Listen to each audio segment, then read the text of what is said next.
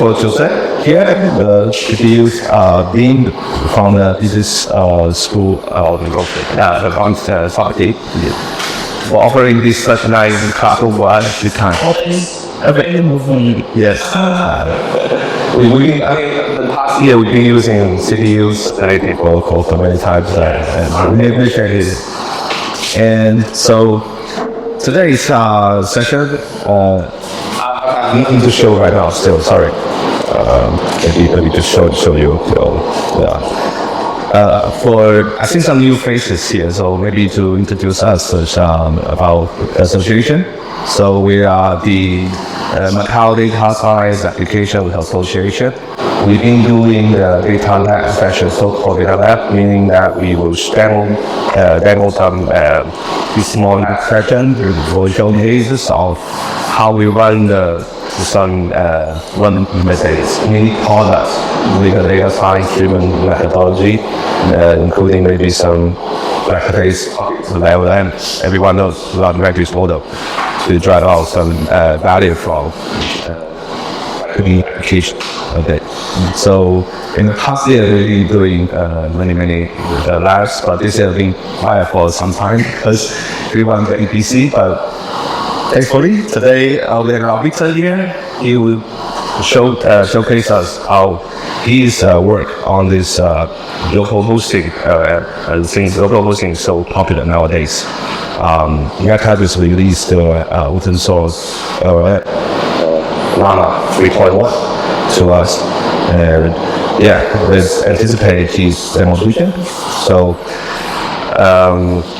we also will have maybe some other showcase after Victor, see how it goes, and to let us maybe some of people, if you don't really know the beautiful of the code itself, I can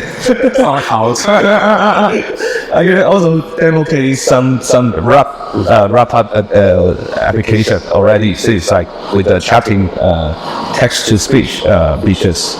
So after the second part, so yeah, I mean, let's get started. Yeah. Oh, Victor. Okay. I'm Victor. I'll be talking about LLM today, which is a big buzzword now after ChatGPT came out a while ago. So the talk will kind of just go through the basics. So I'll talk a bit about where does large language models, which is what LLM stand for, talk a bit about how you can do local hosting and why you should do local hosting, and just general practice, local hosting is just using large language model on your own computer if you can run it, instead of relying on API service that is provided by tech company like Meta has it, Google has it with their Gemma, Microsoft is partnering up with OpenAI, and OpenAI is having their own API core you can use if you want to use their state-of-the-art language models. So the workflow is very similar in the local community. The community that is developing local hosting is also adapting, kind of the practice that this big company have established, but also, making sure that you can use this sort of software on your own with your own data for various reasons. And I guess I have a mini Q&A. If your question is not too hard, I may be able to answer them. So starting with the history of language model, and specifically natural language processing. And what is natural language processing? It's really about how to dissect language, which is something that human created, but without human minds. It's not exactly a science in the way, the way that we speak, the way that we write is a projection of our mind, and it's often fuzzy, and it's not exactly having a rule that you can describe how language works, especially English. Everybody complains about English because English is famous for having exception within exceptions. You can learn about grammar and then you speak with a native speakers and they never follow really, the proper grammar structure that they taught you in school. And so, I guess the earliest application with natural language processing started with World War II, when electronic communication becoming a big thing, and the information is passed in a way that require encryptions because telecommunication is developing for the war application, and if your information can be shared with your own teams, it can also be shared with enemies. It's very famous, with the Enigma machines, how to break the Nazi code to decrypt what they're communicating. That's kind of really the first application start of natural language processing. I'm not going to bore you with how World War II happens and all that, but eventually computer has developed enough that machine learning started to become a thing. So what is machine learning? It's really just, having a bunch of mathematical sort of algorithms to help you derive with a solution that don't require explicit human programming. So, if you have a bunch of data, you can use data to predict a trend, and you can kind of reverse engineer what the function is producing this sort of data. And I guess the very early example of using machine learning with natural language processing is what we call the n-gram language model. And sometimes they have a bit of Markov properties that implemented with it. And n-gram language model is a description of family of models. So n is the natural numbers, so it can be 1, it can be 2, it can be 3. So if you only require on 1, so as I showcase it, it's really about breaking down the sentences, the text that you have, into groups of words, or sometimes we use token. Token is a subcategory of words. So if we now, for the simplicity's sake, we create a word with token. So any unit of words is a gram. So if you have unigram, so you only require on 1 word. So it's really about using the probability of the windows that you see in your sentence, the word that appear in it, to predict the next words. So it's a really simple statistical model. And bigram will be, using 2 words. So for example, here you can see that unigram, I'll break down, my kind of group of text with just 1 word. So if I'm looking at the word before sentence, it will be A, and I'll be using A to predict. If your task is to predict the next text, I'll be using the probability of A to predict, how likely would sentence be or some other form of words. And you can see that's not very helpful because for given words, it can be really possible outcomes. So people will be like, well, why don't we extend the windows? A bigram model will be using 2 words. So for example, if I want to predict the next 2 words, or if that is your application or some other things, you'll be using the previous 2 words to predict, what is your application. And trigram is to use 3 words and so on and so forth. It's a very statistical thing, and it works for the time being. It kind of came out, the concept came out around 2003. That's when kind of statistical modeling and machine learning started to develop using machine learning algorithm to, predict statistical stuff. But very early on, it's a simple statistical model, as I described, and it's not very good because, as you can see, it's actually really just looking at the words that is in the previous windows. And there's no temporal infrastructure, temporal relationship with this model because A is this, is the same in terms of how we categorize the probabilities for this is A. So language is, in a way, human think temporally, linearly forward into the future. So this sort of application don't really extend other than, very simple tasks that you can do with this. So one of them is obviously text predicting. So what we call text generation today.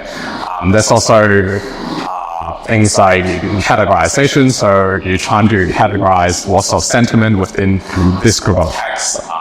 That model is called back of word, but the implementation is the same thing. You're simply using statistics, looking at windows of words to achieve some sort of task. So it's not very sophisticated, but it works because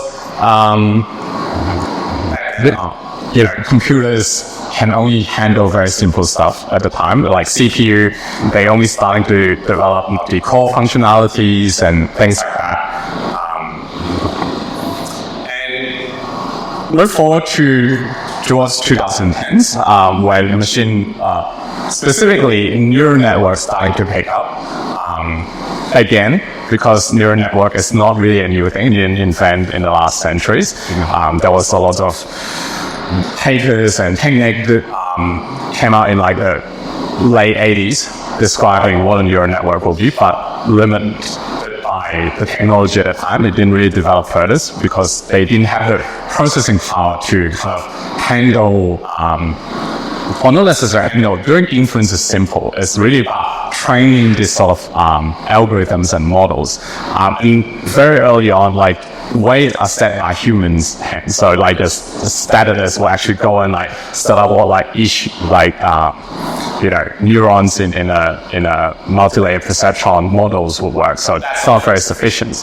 But it comes along with the desire to process sequential and temporal information. And people are like, well, how do you encode information that's supposed to be temporal? And one of the ways that people came up is to use the recurrent methods. If you are doing something again and again, you input the previous information into your model, then the output of that information can be passed back into it, and then you can achieve kind of sequential computation in a way. And early on, RNN has various problems, such as the vanishing gradient problems. That's one thing, because we use gradient descent and backpropagation to train our models. If you don't know what that is, it's kind of like using calculus to do magic in a way. But because this model is passed on again and again and again, it's requiring multiple parts of information to do your next kind of task that you wanted to do. It's very hard to train them because it means that you have your gradients will vanish because you're doing the multiplication, or like not multiplication, the process multiple times.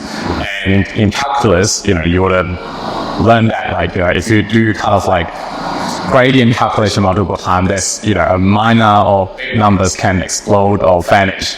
And it came up with a mechanism called LSTM, which is, some sort of fancy math trick that I don't really understand, but really they just added like different information paths within it so that can allow gradient to pass through them. So it resolved the vanishing gradient problem in some way, as it depicted over there. But at the same time, it still doesn't really resolve the fact that, this sort of models still require multiple parts of information. It's not really compatible with how we utilize gradient descent and backpropagation, because those methods uses GPU because they have simple calculation that can require multiple kind of parallel calculation to calculate the things that they wanted. And this doesn't allow parallelization because you need to have information passed within this network of like again and again require multiple passes. So it's not really good for that. And LSTM is still a really good model. It was state of the art back in 2015. They were doing great in terms of speech recognitions, translation work it's really prevalent with LSTM models. But it came along in 2017 that a new sort of architecture spawned trying to resolve that and trying to look at like how does human actually process information, specifically text information. And someone from Google had this prior idea called attention. And actually this model required multiple innovation, or not really innovation, but like the right application of the tools that we have. Self-attention is new. It's really a way to look at understanding text as a search problem. So I'll talk a bit about that, but specifically I want to talk about the middle stuff first. So another thing it relies on is called embedding. So really it's about encoding text in a way that computer could understand or that can understand. How would you do that? And someone has a bright idea that you can encode text in a large vector space. So you can think of words as a factor in a multi-dimensional matrix space. The closer the words, the more similar the meaning should be. And you can think of like each dimension could have, its own kind of meaning. That's how we think of it, but that's not really how computers think about it. And you're really encoding like a multi-dimensional information into a factor, and this factor represents a words or token. And so that's kind of the first really interesting way to look at it. Because this way, you can actually compress a sentence into just a large matrix compressed of these factors. And how would you encode spatial information in this matrix? Is you can use some sort of default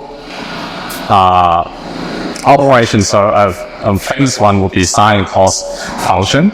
You can encode sort of this information in each factors, and you can define that the initial words have high frequency and the later words have lower frequency.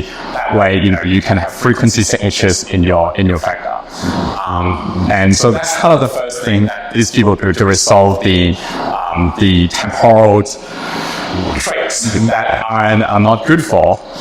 This way, you can actually compress your sentence into a big matrix with both contextual information of the words in the form of embedding, and the information of sequence ordering in the terms of position encoding, which is what they call it. That's really injecting temporal information in the form of like frequency. It's a bit more sophisticated than that, but that's how I understand it. And the next thing that you see is that once you encode this information in a matrix, you can actually split them into kind of three different vectors, which they call key, query, and value pairings. So this is very similar to a search problems. And all of these are not done by human hands. We're just setting up the infrastructures, and the gradient descent and backpropagation kind of process create all the values in it that make this whole thing works. But really, you're just looking at you trying to break down your embeddings into different embeddings in different vectors, and these vectors split into three groups, and the query and the keys are computed in a way that you can create an attention scores, and then the attention score and the values, which is the original kind of like text, and then to see how this attention score compare against itself. And really like the visual understanding would be like, this is an algorithm to see can a model pay attention to each part of the sentence. So I can find some other better illustration later, but that's really how it is. And they measure all of this stuff with all sorts of different things, like different activation function. They do normalization amongst the vector themselves, so they make sure they can resolve the gradient problems. And voila, it comes the transformer architecture. And it was revolutionary when it first kind of published, because it's like, mature state-of-the-art models at the time with all sort of tasks like text classification. It breaks records with translation. Multi-language translation can be done with these architectures very efficiently and superiorly, I would say. They were way better at doing this task. And at the same time, it can be trained with GPUs, which is already a big thing at the time, training machine learning models. They have an efficient way to do inference. They have an efficient way to do trainings. And the result is tremendous in a way. Like, they were seeing human-like translation for, texts that are up to 400 to 500 words, which is unheard of at the time. They were able to pick out small details, grammatic structures. They were able to know genders, kind of like nouns in languages. And these were the things that were hard to resolve with previous algorithms. And it kind of picked up from then on. And really since 2017, the development in this field is really about how can you make these models more powerful. And the first thing that they do is to increase the parameters as well as text that you use to train this model to be even larger. Just so when which is the model that Google came out after they published the transformer model, have about 300 million parameters. And I believe the training data are only a couple thousand millions of, it's almost a billion of tokens. And at the moment, GPT-4 is believed to be the state-of-the-art model. It's a very complex architecture, but it's about 1 trillion kind of parameters in it. So it's I don't know how to do the math. I think that's almost 100,000-fold of improvement in terms of model size, as well as the training data. They almost consume the whole internet, the available text to simply train their large language models. And there's also evolution in model architecture. So in the previous slide, I showed you what's the original kind of architecture looks like. They have 2 parts. So this is called encoding head and decoding head. And they kind of do very similar things, but they added kind of at the time they believed that this is really good for translation, because what they do is that they put the input text through this head, and they put the previous output text through this head, and they're trying to predict the next output through this. So they have a combination of the results and the inputs that they want into the models to predict the next result that they want to see. And OpenAI kind of saw this paper, and they were like, well, we don't want to just do translation. We want to do other things too. We want this model to be able to do classification. We want it to do multiple different tasks. We want it to be flexible. We want it to be able to actually generate a coherent text. So they kind of move away from that, and they only use the decoder model, which is one side of the model. Really, they're just putting previous text into all the previous existing text into it, and then have a model to predict what's the most likely token coming afterward. And that's proven to be really successful. All the other model, from my understanding, are some evolution of what OpenAI is doing, and it's the decoder models that they have choose. But they also do other things like, how to do normalization within the functions, what sort of activation function you use, and it has also different things. They all have some sort of tweaks of the original GPT model. It's also other things that they need to develop to make this even more powerful and also can be commercialized. So when the first kind of commercial product OpenAI came out, GPT-3, what they do is to just train the model with a lot of text.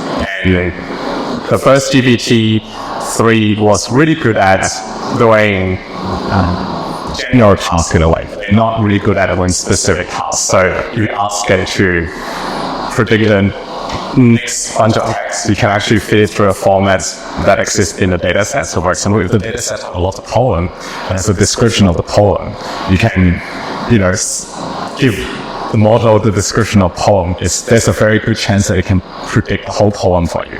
But it's not really good about things that didn't exist in the data set. So they developed a way to kind of make it better at having some sort of human capabilities. So the things that they come up with, method like reinforcement learning with human feedback, so that's what RHF stands for, which is the next stage of training the models, where after you pre-train it with a bunch of text, you start giving it a reinforcement learning cycle. You give it a bunch of examples that for question answer kind of templates. This is a question, these are the likely answer that you can predict.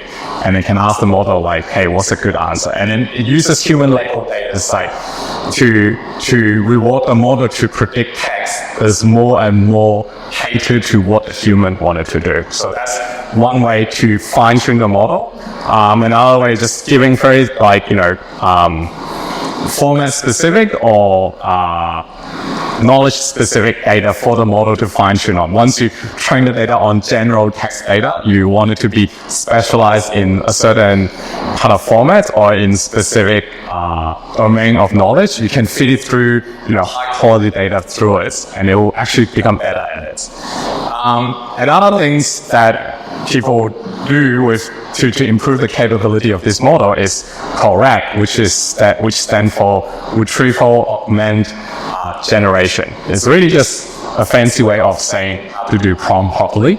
It's really feeding information to this model ahead of time. So for example, if you wanted to write a Python function, you gave it a bunch of example of what Python function looks like. It will very likely to produce text that looks like the example that you gave it. And you can combine all sort of way to make this model produce state-of-the-art results. So you might be asking then, what's the why host it locally?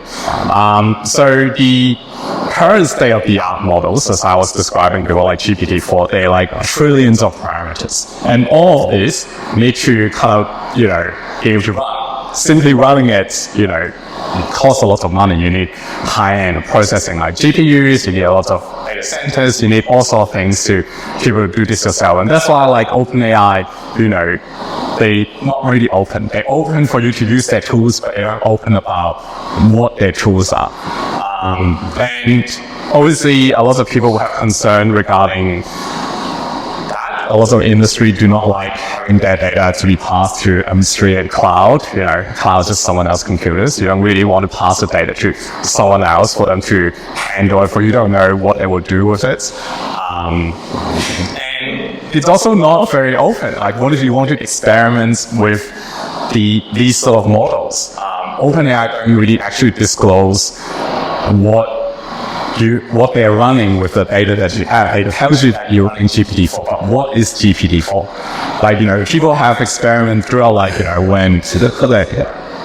Yeah, really, it's, you have no idea what they're serving you in a way. It's just, you give it a bunch of data, and their API did something and returned something to you. You have no idea what's going on. If you really want to cater the application to your own needs, there's not really a way to do with these sort of closed model. Obviously, they provide surface to help you train their, so-called their model to fit with your data, but you don't actually know that. They could be selling you snake oils. You have no idea. So I'll see that's like one benefit of local hosting. And luckily, a lot of companies also see, this sort of approach are not, just serving you surface, but not really telling you what the surface are as a bad approach. So a lot of companies, startup, big tech like Meta, Google, they open source kind of their models, but they're not really powerful models. They're like smaller version of their models. They're still powerful, but they are a lot easier to run. They don't require huge data centers.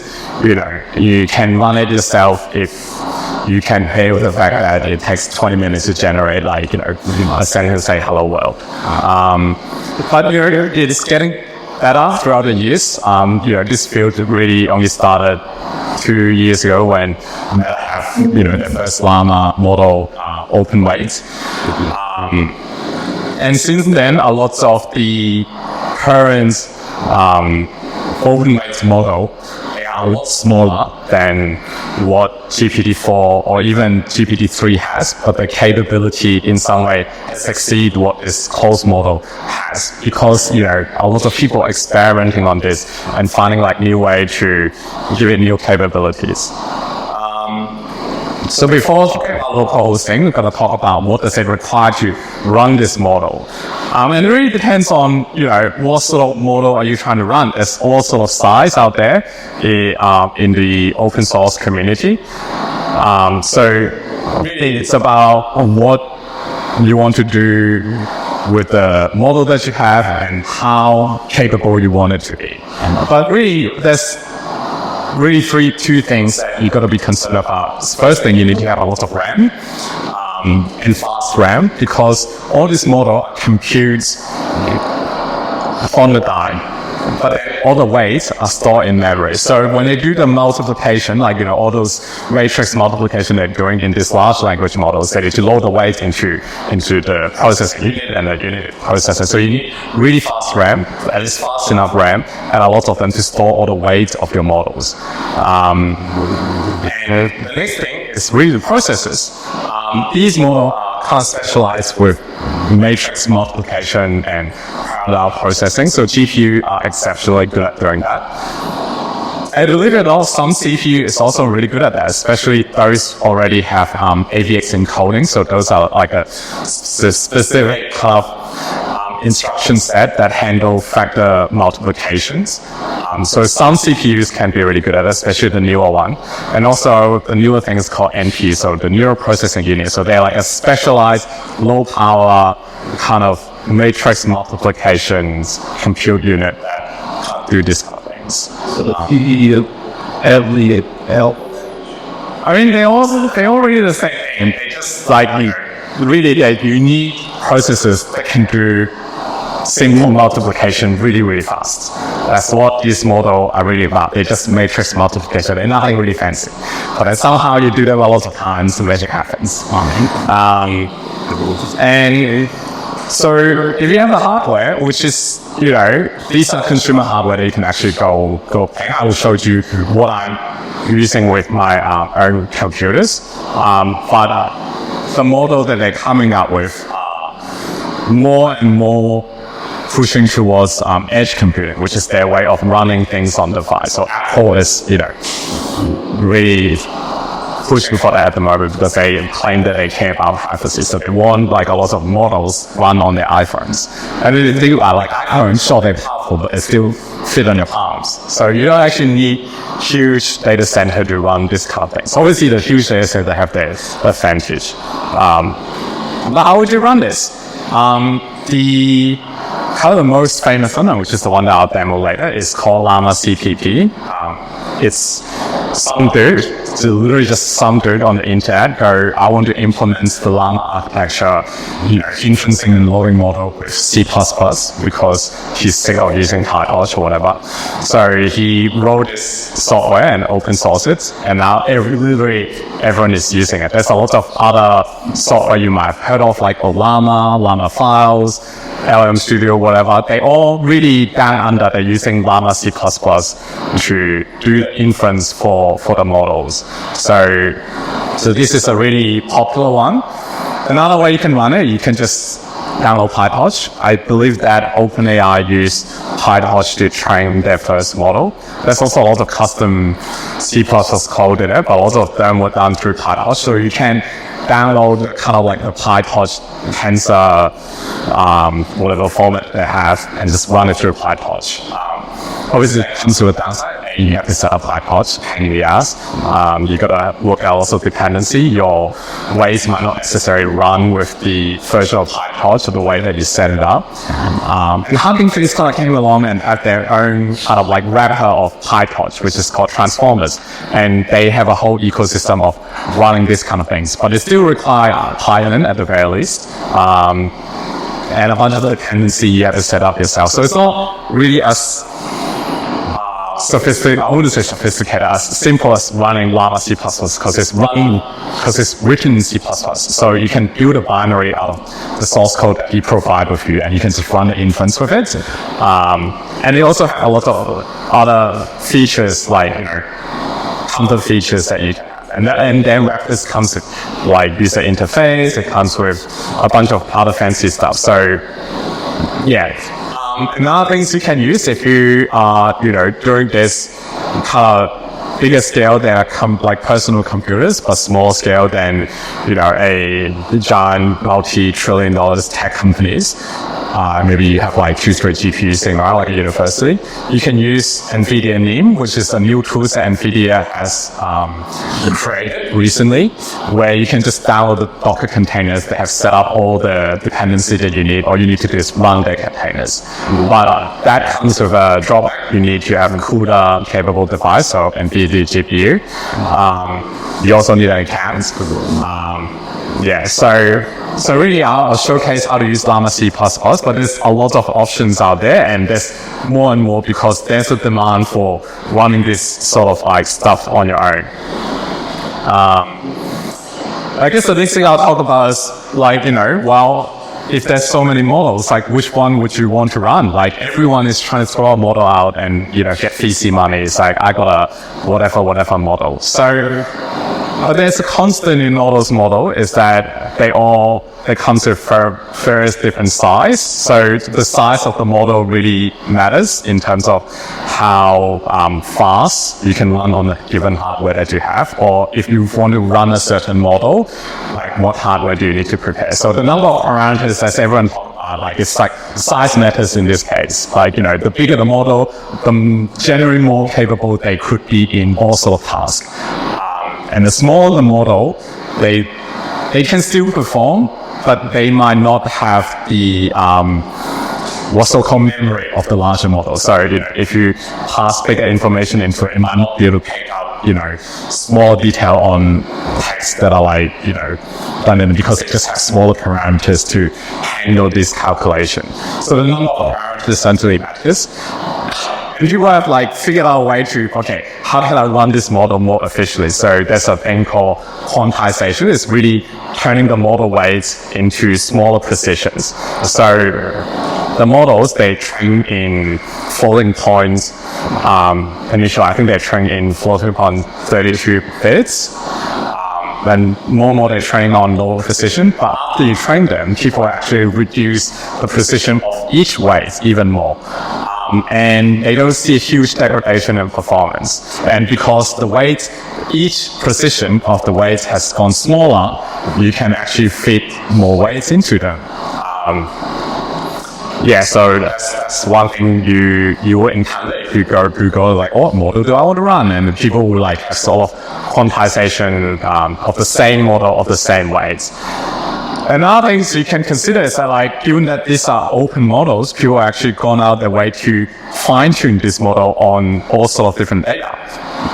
And so people that, again, people with free time and money have trained open source model with what a so-called specialized data sets. And some people open the data set too, so you can go look at what is entailed in the data set, and claim to improve the capability simply because presenting more data and training this data on the models. So there's different data sets of the same model, they might give it different capability. And last but not least, obviously the family of models matter. So these really are things that you've got to experiment with yourself. You can try it out with Meta's Llama, you can with, Microsoft Files or, Google Gemini, there's a bunch of them. And also there's different really, within the same family of model, they have different size. And each size can be built differently. Some of the smaller model, they use so-called pruning methods. So really they look at the bigger models and then they kind of examine this, what are the ways that doesn't really matter? And just remove those weights and make the model smaller and still run. And some of them are called distillation models. So really they're using big model to train smaller models. So we have a big model to actually produce training data sets. And then, a high quality data set that produced by this model. And then they'll use smaller model to train on this more condensed data that they use. So there's a lot of different stuff out there, and I'll kind of showcase a bit of that later too.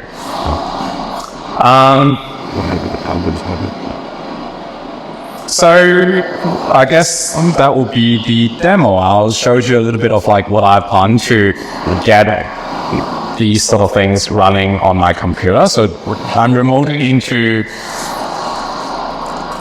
a glorious computer. Can you really see it? Oh my god, it's so small. Can I change the resolution?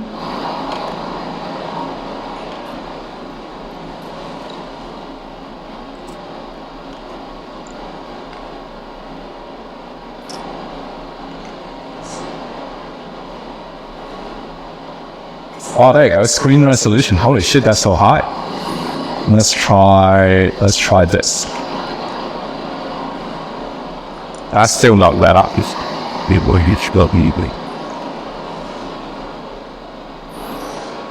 Is that kind of better? Not really. Well, actually, I have a Github. Worked really hard that I've set out everything over here. That I can actually show you that first. And we can try running it on the computer that I have. Talking about this, we will see at them.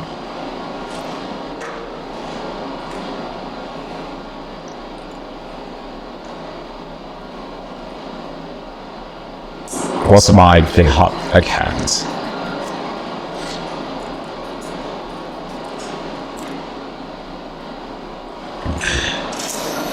Oh my god.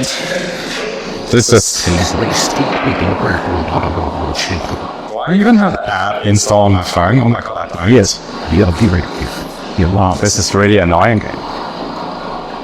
Or maybe we have to live with this tight hacks that we have over here. So really what I've set up is a couple of things. So I've used Docker to set up my containers. So you can, if you have a GPU, specifically NVIDIA GPU, because I set up my environment running with NVIDIA GPU, you can use the method that I have, but I can also show you guys where to find this information. So if you want to set up, you don't really need GPU, as I said before, you can have a CPU, and you can run small model with Llama C++, and they have a lot of Docker stuff that's set up already. So if you know a bit about Docker, you can set up virtual containers on your own computer and run that. If you don't, you can just go through the step-by-step process to run it. So first of all, I had let's have a look. So this is my set up here.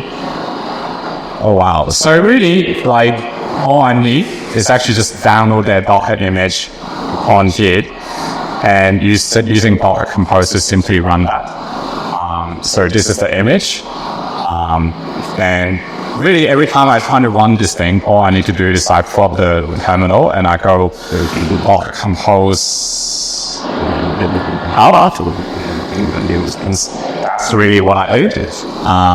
And it will set up the thing for me.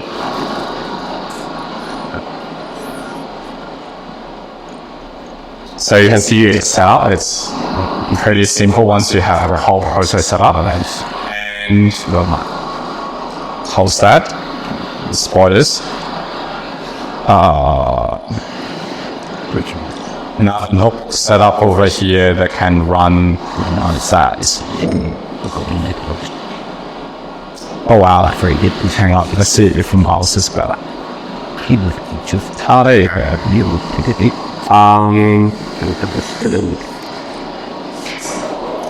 you know what? It never hurts to do a live demo. Let's try to do a live demo then. Until Make a few yourself. That once. Okay, I'll change it. Yeah, why is it so square? Now the done. Why does it not change back?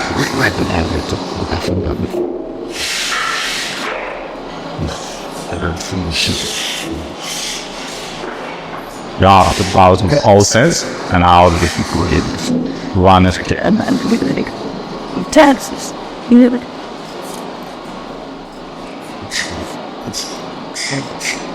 And totally. That's good. It's fine. No, right. And be locally. I can one thing. So I have to do anything. Particularly. Wow, it can only scale down, but it can scale back up again.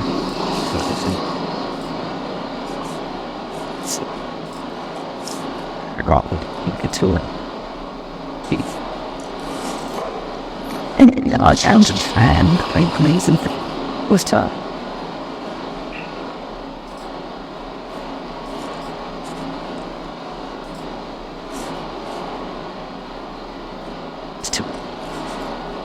Is this up? And we said, so long, I might be able to do scaling.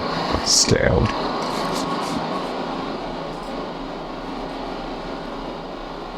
Tell me. Oh, there you go. 200%. I can have a car. Ah, this is a lot. Being able to see Health in our and well computer circuits can run LLM, we can fix the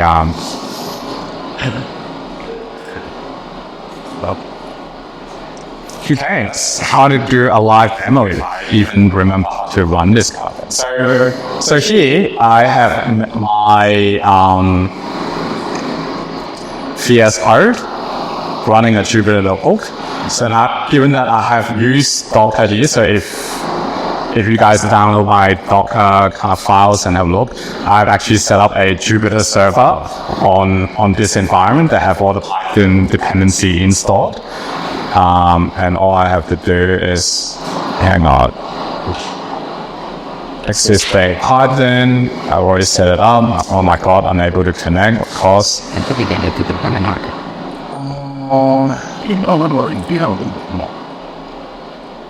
Into the way. Oh, there come the calls. In already I know for the flaws that didn't paint, and I want to see if I isn't there.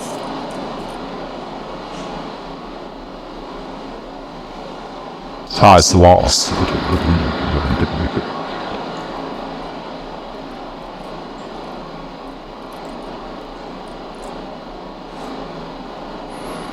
So you can kind of see that I already set up there's a Python access over here, a Jupyter server access over here. I just paste it here.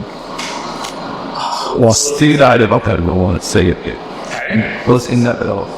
So I have installed the Llama C++ in this environment, as well as some other Python, like very simple Python dependency and library that I'll showcase later. Yeah, and if you use Docker, this is actually a really good way to make sure that the things that you run can be run on other people's computer. And I'll share mine. I'll probably send out my GitHub page later, and it has all the Docker setup over there. So if you have a computer with NVIDIA GPU, because I set up this environment to specifically work with that, then you can just download my Docker files and then run that. And everything should be able to run on your machine. And in fact, you have to download the model weights for yourself later. What the hell did I put as my tokens? Let's have a look. And this is why you never do a live demo. This is some coaching. Oh yeah, there you go. Okay, this is my whole company.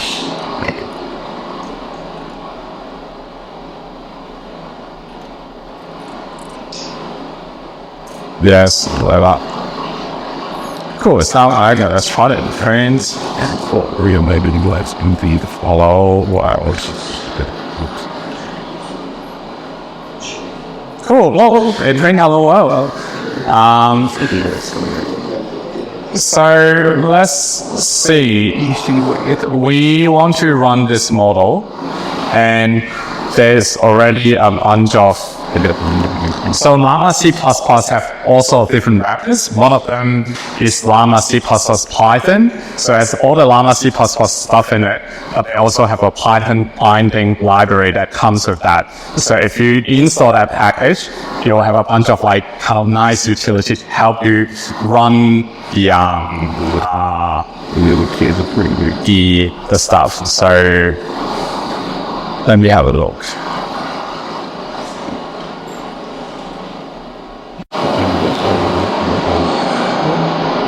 I think I saved it somewhere. About it.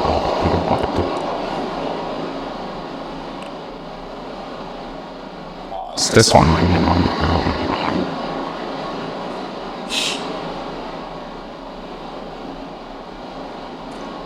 Hang on. Pause. Let me reset that.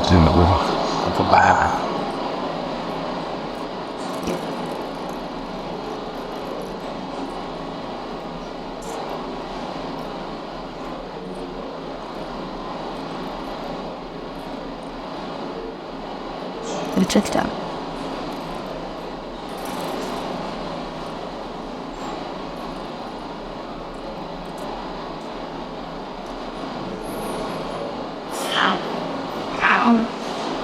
Alright, now I just reset the bloody thing, and let's see would this work this time. Today,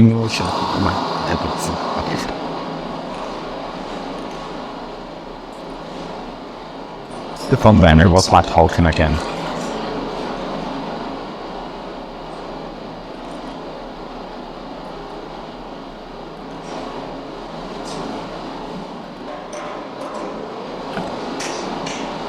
It was the good.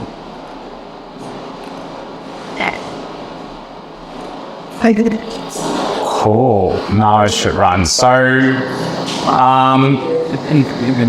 I've set it up so that it's actually hosting a local server. So you can see here, I'll make this smaller.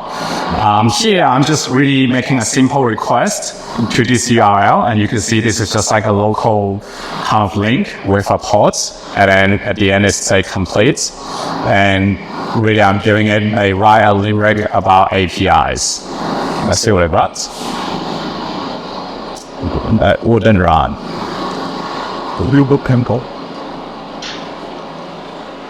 I'm really fail in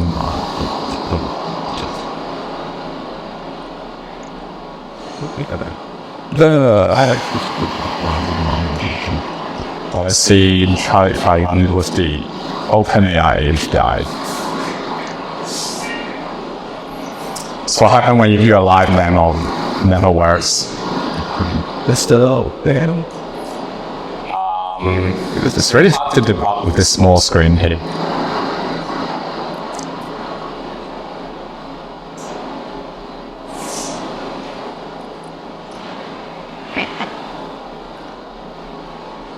Well, actually, I can show you guys a bit about the Docker files. So now that it's bigger, now you can actually see it. So this is my Docker server file. I'm running. Oh, that's because I don't have this model anymore. So just like you get the image from Llama C++, it's trying to run this, and this is the command that I need to give it. So like, you know, where are the models of that? What are the pods? What are the name for it? It's called Llama server. And I've downloaded all the models over here. So these are the models that's available to me. And I can just pick one of the name. And the reason that didn't work is because I deleted the old model, so I can use some other model here. So let's say I copy, how do I copy name?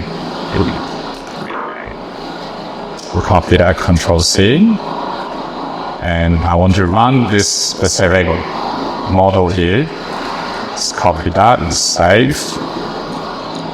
And the setup is just really like that. If you have Docker Compose and Docker install on your computer, these are really the line of code that you need to run to have the whole thing set up. Also the model, and I'll show you where to download the models later.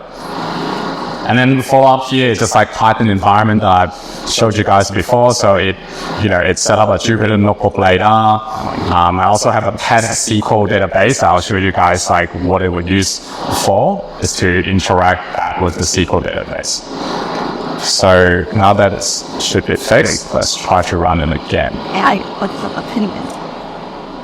Now I see how the thing's running.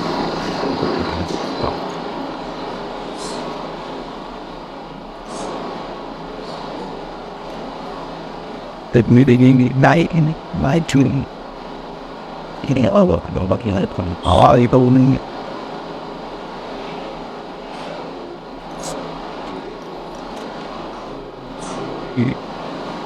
It's still in here. Sudden connection? We all got it.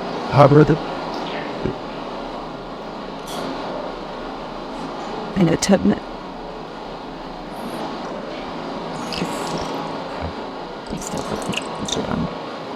I can take out the woods.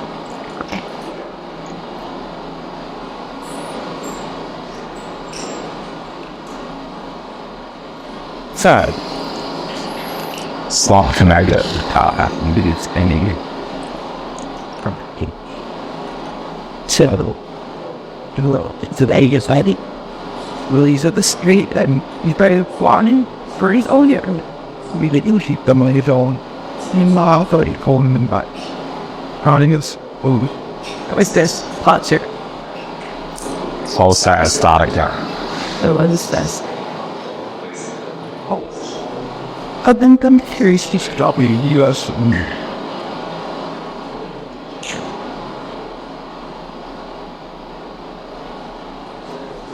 Didn't little. You're all England and with the pretty someone who did that.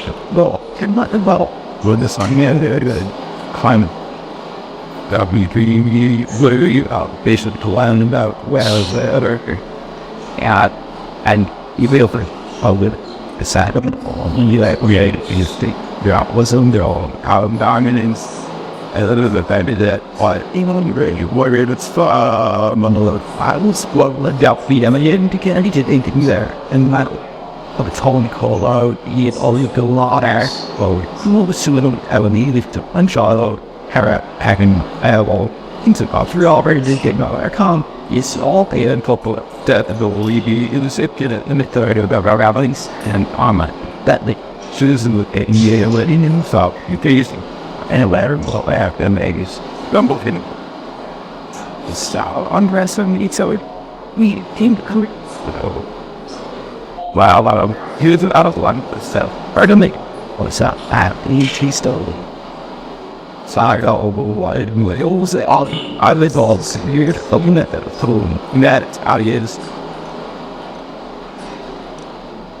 the hour would probably take it or it all saw how you fall away until on all the devil he from all people did and I didn't see it I didn't saw him you don't be out whatever shut out all the side pictures or I meant their dog I read the boat with the air I'm into that for the shooting, but boom, you got him all to the egg shot. Fall out, shell. I go to the middle of the all silver rails, spike legs.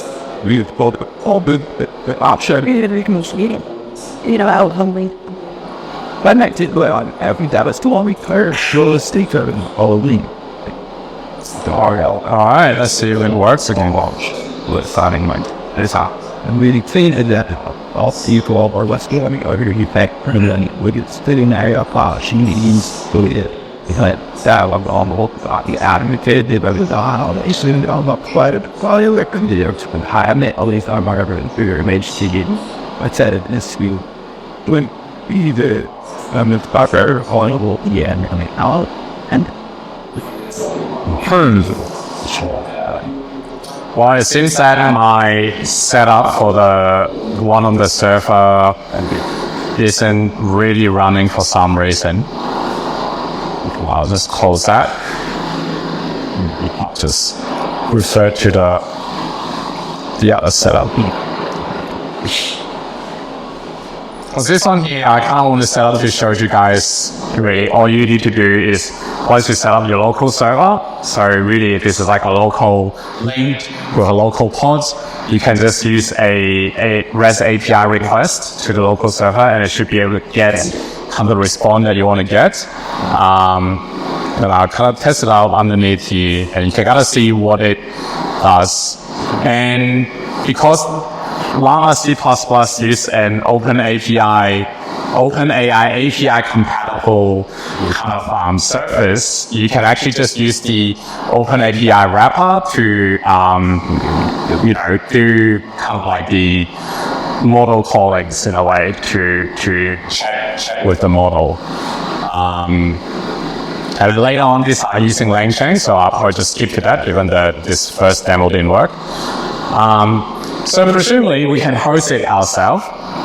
The next thing is that people will be like, well, GPT-4 is actually kind of dumb. I use ChatGPT and it doesn't write me perfect Python code in like 3 context lines. Like I'd have to write me a space shooter game that has like 10 errors about variable namings and things like that. Why is that the case? Is GPT-4 dumb? Well, yes, these sort of language models is what they're really doing, they just recreating what they see in the data sets for the given prompt they give it. And somehow, because they complex it out, they can produce seemingly coherent sentences or text. Do they actually understand this? Well, that's too philosophical for us to answer. But really, you can think of it as like, it's really searching through what it has seen in the data set and giving you response that match with the text that you give it to it. So people have started to come up with also a way to make their language models smarter. Because think about you can ask the language, this is probably something you guys have experienced before when you first used ChatGPT, and we're like, what is the weather today? And the ChatGPT will ask you, today is raining and, it's 13 degrees, but it's actually sunny outside. And we're like, well, duh, because this is stupid. But it has no way of knowing. All it does is to produce the next likely text for the input text that you give it to it. So people were like, well, can we make sure input text something that gives it enough context and information so that it can produce things that we actually need. And people, as research paper, so this is like a graph of all the what's so-called autonomous agents for language model paper looks like. So there's a lot of, at the start there's only 20 applications in 2020, and now there's almost over 160 applications just on that month to be talking about it's just cumulative. So there's more people talking about how can you set up my language model to be smart, and there's many different ways, and one of the ways, this is a paper published by Google called Reason and Act, and this is setting up a prompt style so that the language model can actually output thoughts. So, you set out a template. So for example, if you can't really see here, this is the original question. It's asking, aside from the Apple remote, what other device can control and program Apple remote was originally designed to interact with? And if you just ask that to ChatGPT has no idea what it is. It's probably never seen that. But it sees things like Apple remotes, control. So probably just make up an answer said iPod. And that's obviously wrong. And try to give it, a bit of different prompt and say, okay, well, instead of just simply answering the questions, they're trying to get the model to have what's so-called chain of thoughts. So it's trying to get the model to output what it is thinking. It's not really thinking, but it's trying to output a bunch of text that explains itself, and hope that by the time it explains itself enough, it knows how to answer the question. But without proper information from Apple, doesn't matter how much chain of thought you give into it, it's not going to produce the right answer. So here it says, okay, now chain of thought, and this guy's like, well, let's think about step by step. It makes up a bunch of steps and produce the answer, say, well, the iPhone can do it, the iPod can do it, and obviously that is not the case. And later, they were like, well, why? Obviously, just thinking itself is not going to give you the goddamn answer. Human is not going to know this without looking it up on Google. And so they figured out a way to give it what's so-called tool, which is what the next paper is. Really, it's just to get the chat to get the language model to output an API request. So it will know that after a while, it will say, for example, if you want to say, okay, well, Joe Biden, where is Joe Biden born? And it trained that Joe Biden was born in this area, but then it actually gave it a template, okay, Joe Biden was born in, and then it gave it a API kind of request template with the question in it, trying to train the model to actually output what the API request looks like and plug the API into the actual API request. The API request into the actual API.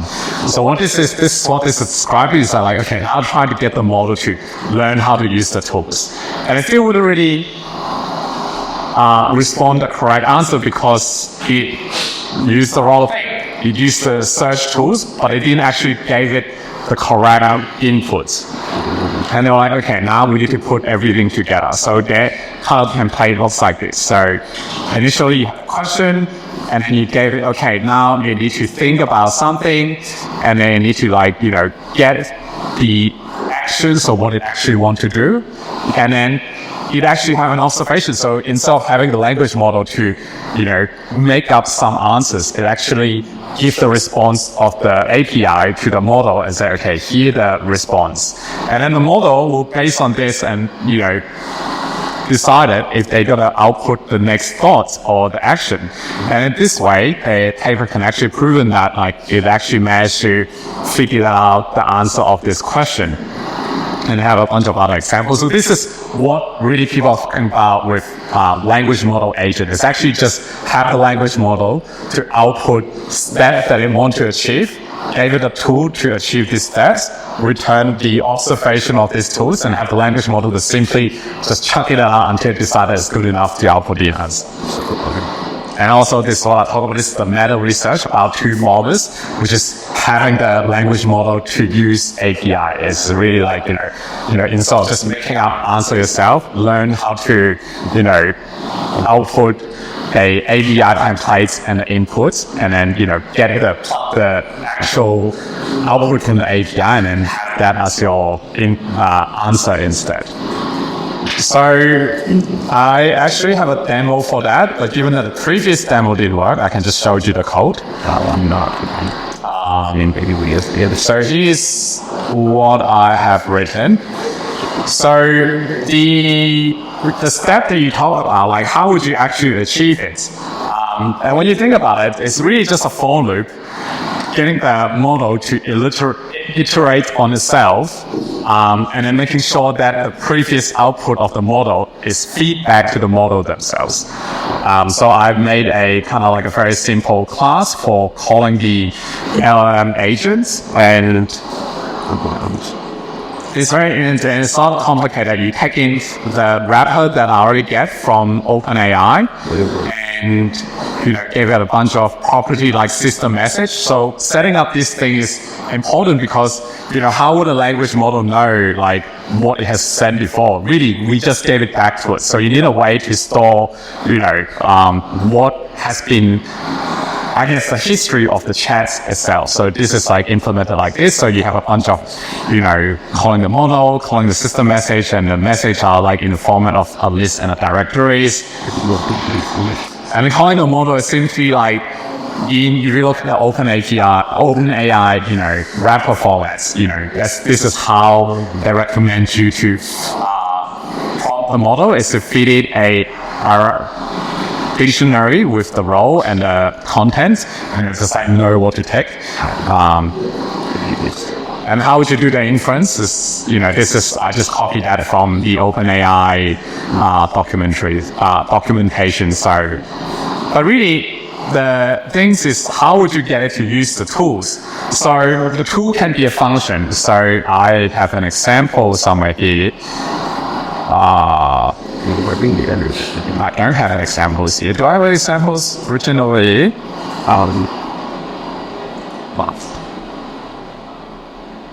If I had it, Okay. So those are the prompts laid out there to you guys. But I have make up some fake function that I use. It's get it. One of them was I wanna to where the hell did I store this? Oh, I must have.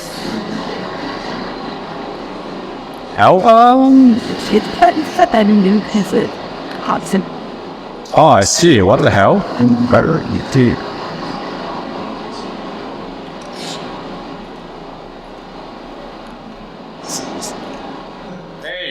So I wrote a bunch of like function that the language model can use. And the first one is called calculate. What it really do is just you pass in a operation and you use the eval function from Python to just like literally do the calculation based on the strings that you give it to it. So if you give it 2 + 1, it will know that this is a Python math operation and it will do that. And then another one is get planet mass. So you gave it a planet name and it just simply return what are the mass of the planets. Like these are two very basic tools that I use.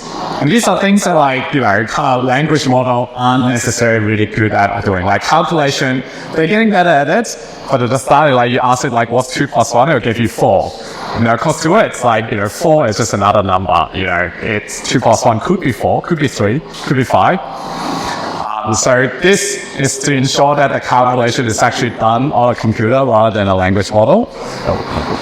And another one is to get some sort of information, because the language model themselves might not have trained on data on like what is the mass of the planet. Although to be fair, activities at the before I came here, and it know without actually accessing the internet. So obviously they have that information. But this is kind of just like a template stuff that I've set up.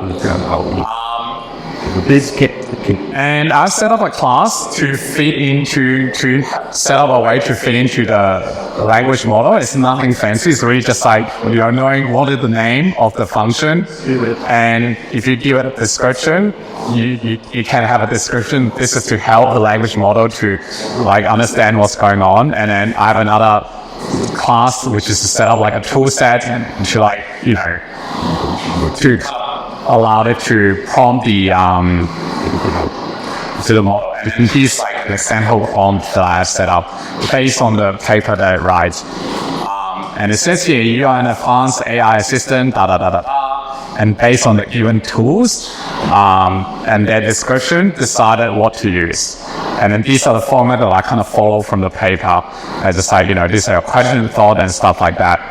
And I also have an example section, but these can actually, if you're later on, I'll show you different framework can actually help you generate this, and you can skip off this step yourself, and then you just prompt it. So given that thing didn't work before, I just showed you the code. So we take this sort of whole language. I'll show you how to use the SQL stuff later. So the SQL stuff, That part of it, about the code method, so that one is not for the SQL, it's for this specific use case. I actually copied this prompt from the paper, so that's what the paper has. Well, I didn't copy the fact that I read it and then just ChatGPT will give me a better one. And then really you can just have it to run the tools. I get it to list the tools, and I get it to actually, prompt it. And these, and then you can set up where the input is in the it's manipulating strings in Python, and then you fit it into the language models. And given that the ML didn't work, it's kind of a bit annoying. So that is, here you go. This is the system prompts that I've set up with all the tools that I set. So I kind of set up the Python function, so it will input the function that I wrote just then, and it will output some of the examples things, and then give it to the language model. This is really just having a string stacked together. And most importantly, what you really want to do is to get it to loop. So I have it to loop the thing. So just input this prompt here, output the thing, and if it detects any of the keywords that I get it to do, it will do that. So the whole process is really simple. It's really setting up a for loop and then having the language model to feed in the information, hope that it will do the thing that you get it to do. So here's the kind of thought process I get it to do. I ask, what is the mass of Venus plus the mass of Mars, and then divide that all by 3. And so I input this, and then with the previous prompts that I give it output me the first thoughts and say, well, I need to find the mass of Venus and Mars. And then it outputted, I need to do the action, get plant mass Venus. So that's what it exactly want to do. And I use a really long Python regex things to actually pass out the this thing over here, and then have to keep execute. So I get it to execute this tool.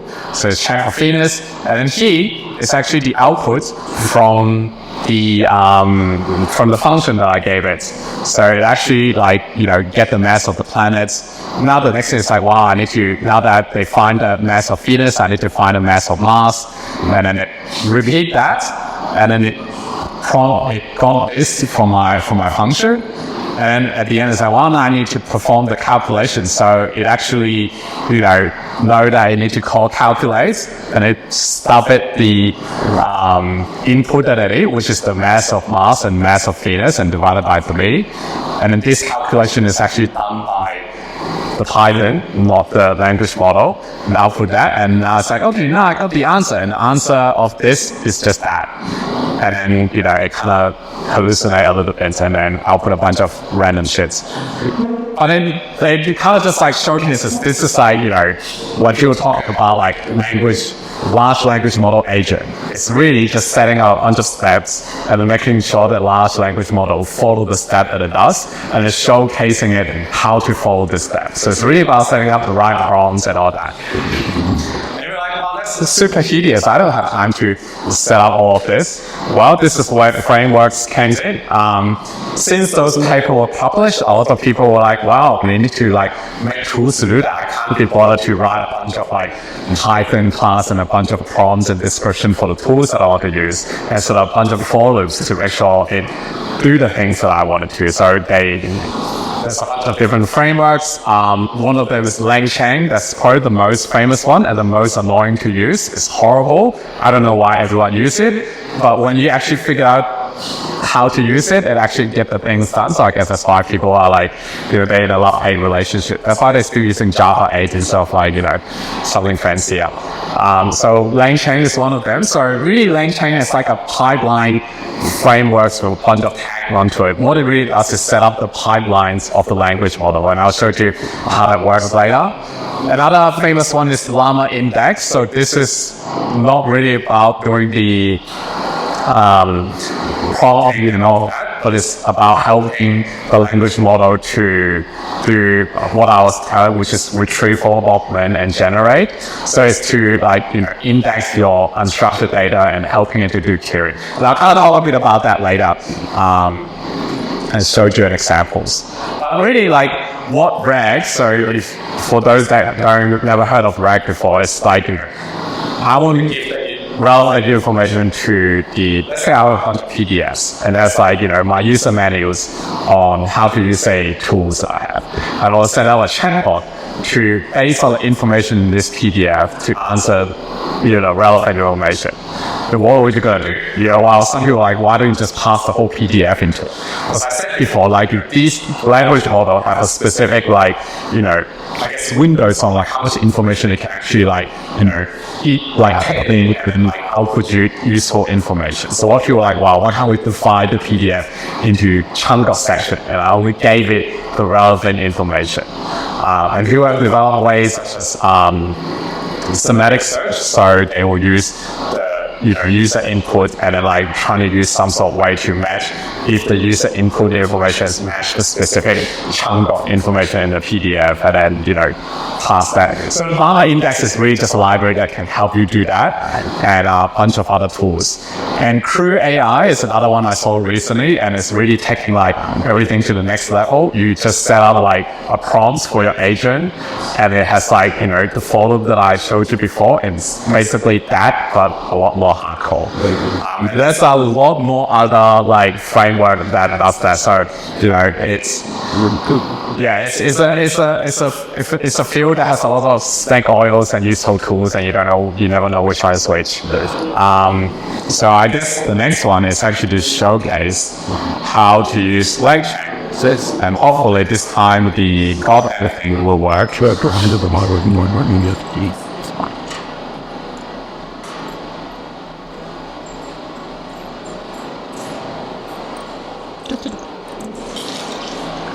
So this time I set up the Docker environment a bit differently. Instead of using the server, I have Llama C++ installed along with Python, and also got a bunch of LangChain library installed. And I can show you what the requirement is if I can read this goddamn thing. That's it. So these are all the stuff that I install with it.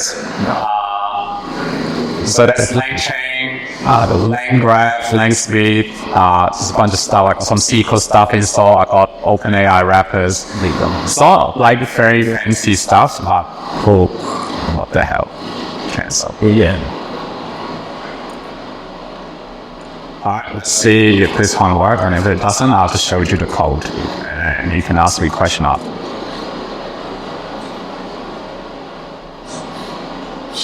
Here. Sid Whiting in the Sid. I hate that element. Yeah. So here, I got this is how you load.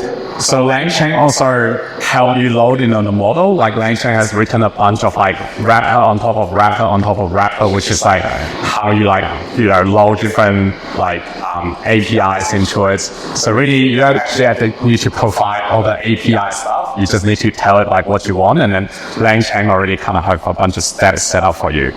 And let's see if I can run this. Oh, I need to select the region.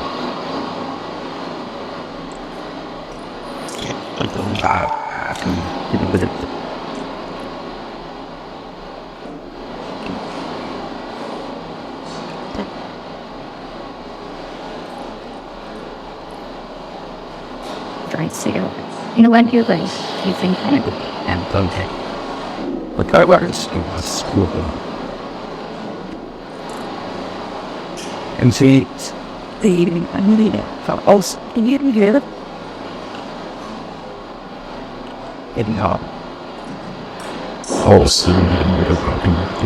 And chairs. It's a different one done the big time. So a lot of those. I'm afraid you got it run. Oh, Run. You can see that I'm actually loading into two different models. One is called XLAM.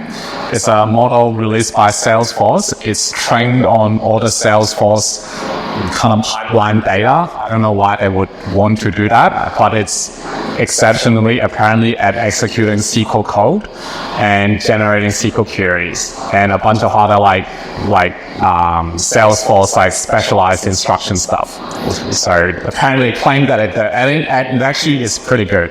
And then another one is just like a really small model for me to like, ease up like what this model is doing, and I can just run that. So it's really easy to call with LangChain stuff. So you call it LLM. This is kind of like the inference like clients. You tell a bunch of things like temperature, which is like how sporadic a model can be, the context length, and this is like how much GPU you want to offload to the model. So another thing that's great about Llama C++ is that if your GPU is too small, it can actually do part of the inference on the CPU. So you can actually, if you don't have like a big GPU with a lot of VRAMs, you can still run something faster than just your CPU.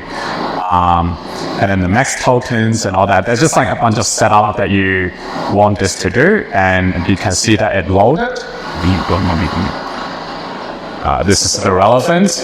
And LangChain also comes with a lot of utility that the LangChain community has built. So this is a SQL database thing. It has a bunch of SQL stuff in it, and you don't actually have to sell a SQL client. All you need to do is just to call the DB, and then he'll have all the method that you need in this class. Yes. is this specific to MySQL or any integrated syntax? So no, so this one can work with other SQL database, and it actually, so you see here, so what I did is that I passed in, so this is the custom SQL database I set up for this demo. It's just like a MySQL I downloaded on the internet. This is the URL, and you can see that it loaded, and if you print, so if I run this code, it should just run fine. So you can see that I run db dialect. It knows that this is a MySQL database, and it can do a bunch of things like get useful table names, so it can tell you what is in this table. So you can see that it output all the tables stuff over here. And then it can also run SQL queries. So you just do db run, and it will prompt it, and it will return this. So I just select the top whatever, or just 5 products from these tables, and then it output a bunch of user script to me because I have seen this.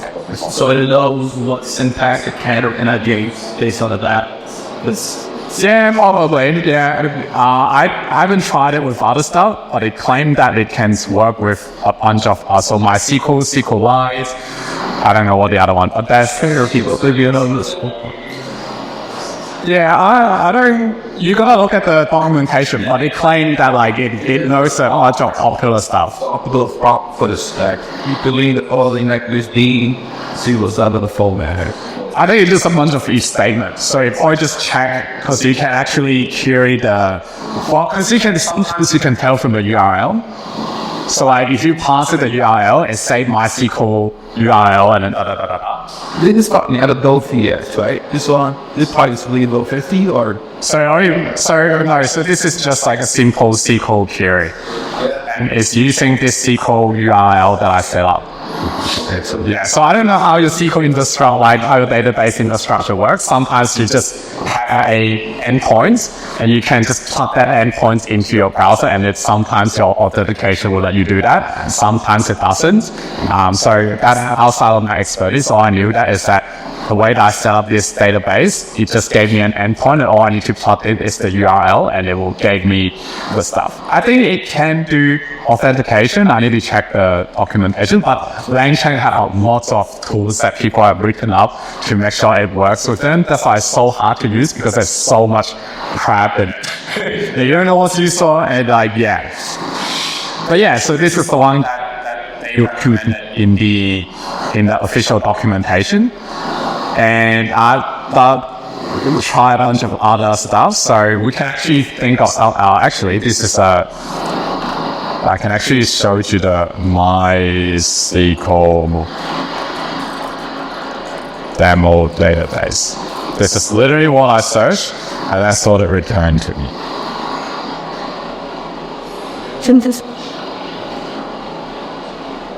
It's very helpful for you guys to like have a look at. Oh shit, did I open it? And then They go up to the blocks to get around it. Leave them hard.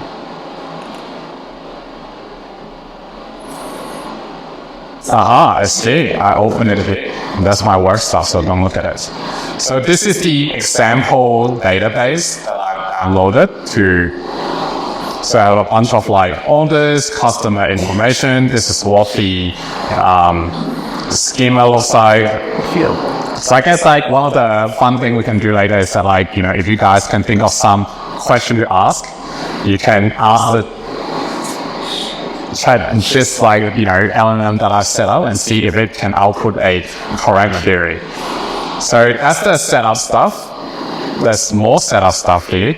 So yeah, and that's just a bunch of more like tools that they have used. And I think this one is to get this is also getting the schema and things like that. So this one also return these tools here that they set up. They also return like how the table is created, and they got some like example data over here. So these are actually useful information to pass to your LLM. So how to use LangChain? So LangChain is kind of like a pipeline setup, and every pipeline inside kind of start with a prompt template. So you can set up this is just a Python string. So here, the prompt that I have is based on the table schema and relevant information below. Write a SQL query that would answer the user question.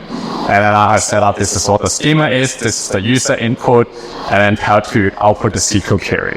And I pass these strings into the LangChain call template function or object, create an object, which is a query prompt, and it will know to plug in all the input that I want into the strings here. Again, you can check the documentation, and I have and because LangChain want to run everything as a function, I set up a very simple get schema, so that it can know how to pull the schema, and it just return the information like I shown you before. And this is how you set up a SQL query chain. So what you do is that you create a chain by simply stating the order of how things are happening. And they also have a thing called runnable pass-through, which is like if you have, for example, this prompt here, I actually have two inputs here. One is called schema and one is called input. An input is obviously the input from the user. And a schema is, the schema that I want to get from the database. And the user is not going to tell you that. If you set up a product or a something for the user to use, all the user wants is to ask a question. And this is where the input goes. And schema is, you need to make a function to call schema. And kind of this is what it does. I look through the sample and then copy that. And so I'm telling this change here that for the prompt above, the schema can be get from this function, and then the input should be passed into here as well as the query prompt. And then the whole prompt is then passed to the LLM, which I initialized before.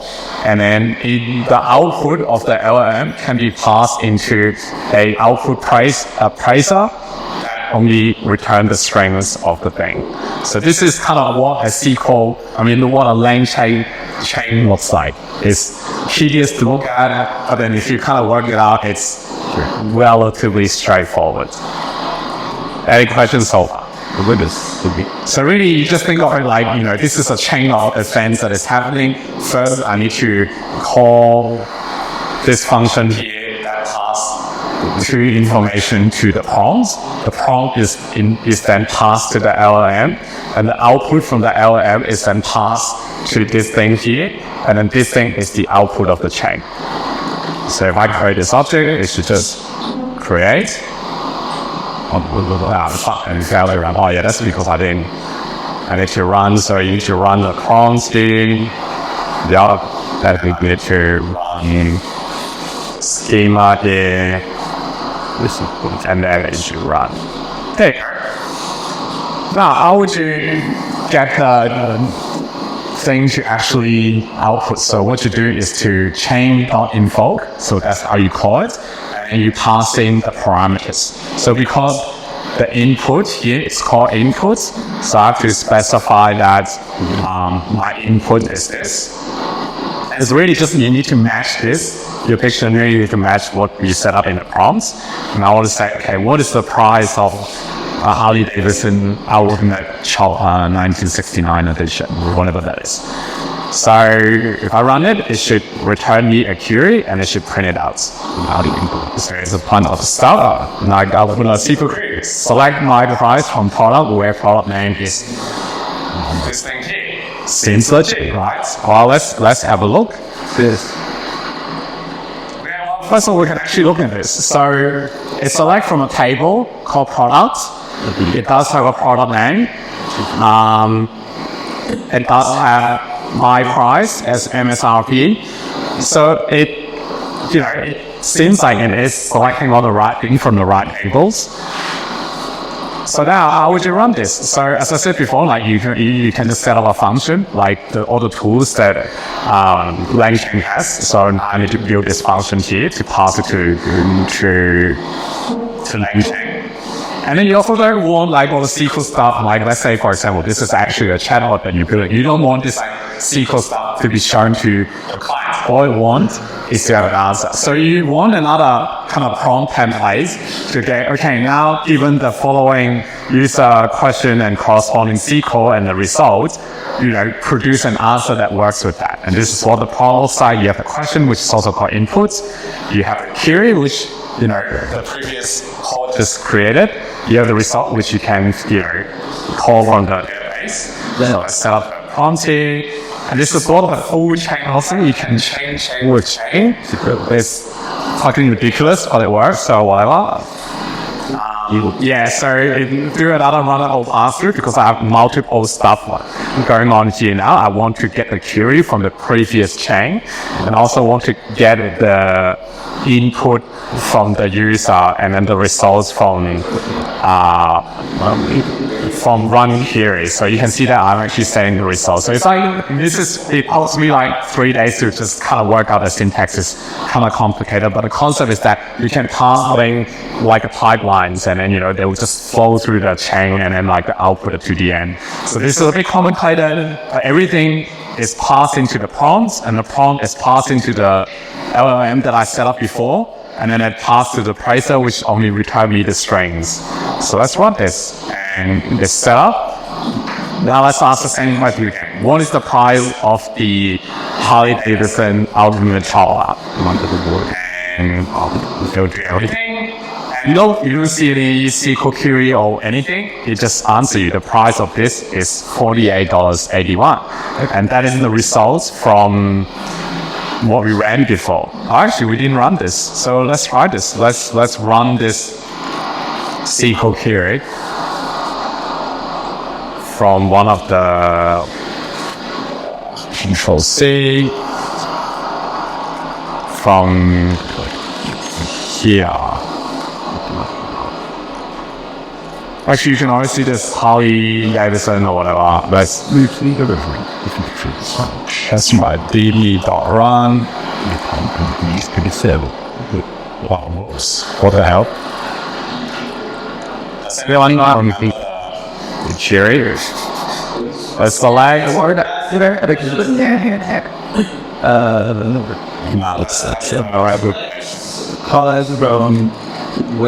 I'll select by price from products when products name is this. I think that's what it is. Let's see. Okay, look, it returned 48.81. It didn't have any units, so it's a bit hard to tell. So it's a shit job of the tables, not the LLM fault. But yeah, look, and I kind of figured it out. Now this is a very simple query in a way. Like, it's a very simple question. You only prompt one information from one tables. So if we get it wrong, then it should be fine. So how would you actually make this run better? You guys are data analysts. When the manager asks you a question, hey, give me this. What is your thought process? And I guess that's kind of like, that's how you want to set up this whole thing. Is like, humans don't just take in a bunch of weird random information. We sort things out. We go through what works and what doesn't, what is related, and then we use that information to help us to achieve the things that we want. And it's very similar to kind of LLM, you actually want to pass in relevant information to it, and hopefully it will output relevant information to you. So another things I think of using is that why don't I give the LLM a bunch of examples of what a useful SQL query looks like, a answer question query pairing. That's what I call it. So I actually get GPT to give me a bunch of examples that will work with this table. So these are all examples that will work. I will try running it. So you can select stuff from customer or country is USA. So and then the user question is list all customer from the USA. And so this is actually giving the LLM examples of what are some of the questions that user might ask, and this is how you will get the query. And this is useful because maybe in with how you're using this database is different to how someone else is using that database. And that LLM might not, you might have specific use case that you have weird question that your manager always asks, and will always have one weird query. Yes. So are you getting it training data? No, so this is kind of what I was referring before. It's called retrieval augment generated. So you're not actually training the LLM, you're actually giving it examples, prompt in the prompt and say, here are the examples, now here's my question, based on those examples, give me the query. So this is called few shot training. It's not really training, you're just giving it examples. But that's and if you didn't give any example before, it's called zero shot training. So if you have no examples, So this is few shot training, and it has research has shown that it actually improved the performance. Sounds kind of a bit like a drug, but But then the thing is like, not all of this here could be relevant to, I actually have a lot of examples here. I think I have more than 20. And as I said before, like the language model has like limited amounts of context and information you can pass into it. Even if you think of 100 examples, you can't, if the model is small, you can't pass 100 examples to it. Or maybe not all 100 examples is useful. And a LangChain can actually have a function, which is the retrieval part. How would you retrieve the relevant information? And a lot of people are now starting to use what they call vector database. So, which is to break that, as I was describing before, how do you translate the text into matrix that the language model understands? You turn it into a bunch of vectors. Really, you're doing the same thing here. You turn all your text into a bunch of vectors, store every in columns, and you do semantic search with those vectors. So you're really just calculating the similarity between the input that you have and the example that you want to use. Now you don't actually need to implement all this math here, but the people have already done it, and I'll show you how that is used. One of the very popular vector store or vector database is called Chroma. So LangChain already have a wrapper that you can just put in Chroma and it works. And it also already help you implement semantic similarities. So all you need to do is to, create your vector objects. Kind of like, I don't really know what this line does, but when I delete it, it doesn't work, so it has to be there. And then you can set up a selector object, which is, you just gave in the example. So these are the examples I just loaded from the JSON before. My embedding, so that's the language model embedding. So we actually need to create that ahead of time, which I already did. Sometimes you can use the language model that you're using as the embedding because they need that. And the vector store object. So you pass everything in here. And you just tell it like how many examples that you want to have. What's the total results based on the similarity search? This time I use 2. And then it should give me the output. So here I have an examples question, which is how many employees we have. And it should select me the most similar example that I have in the data sets. It should give me 2 of them. Doing a bunch of calculation. Now this is slow because I didn't have this done on GPU. This is all done on CPU.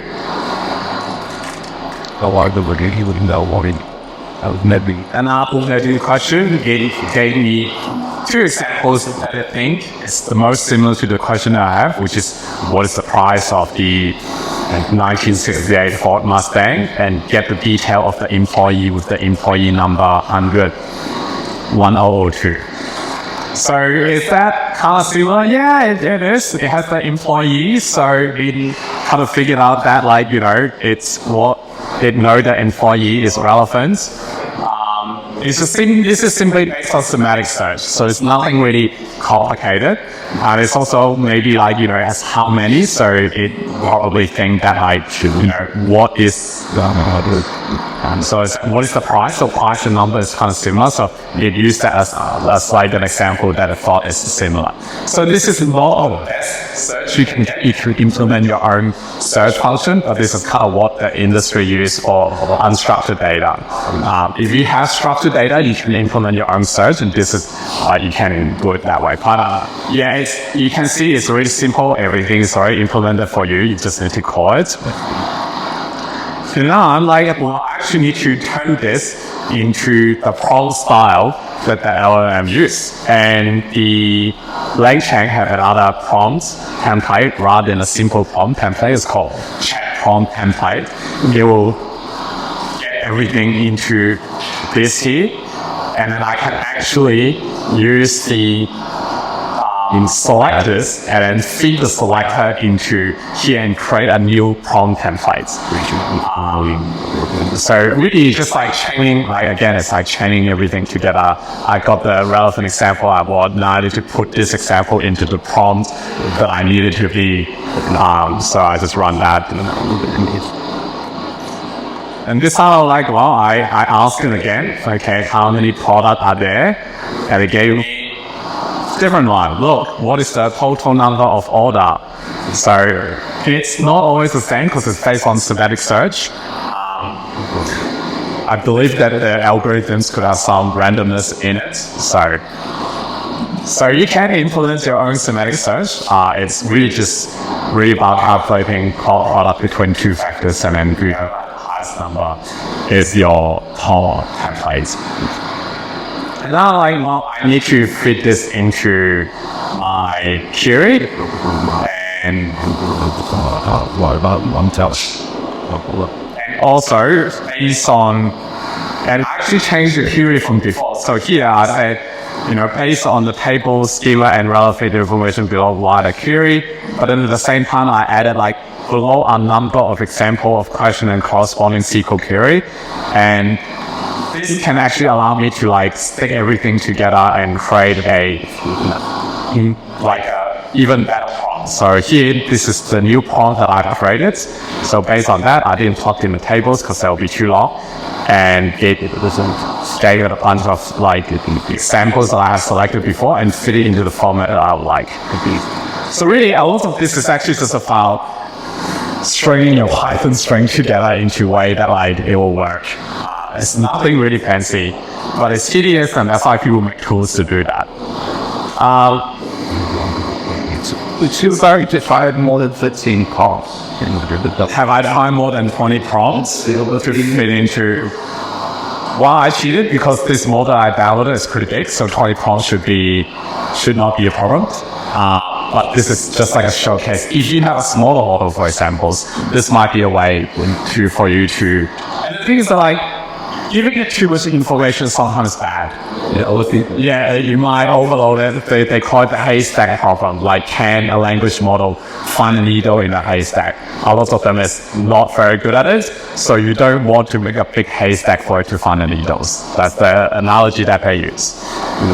So the next thing is that, if I can do that with the examples, why can't I do that with the tables? For at the start, I pass the whole schema into the LLM for it to ask a very simple question. That can be, maybe you only need the information of one table. Or, your table is gigantic. Your database have 2 million tables. You can't pass everything into the LLM.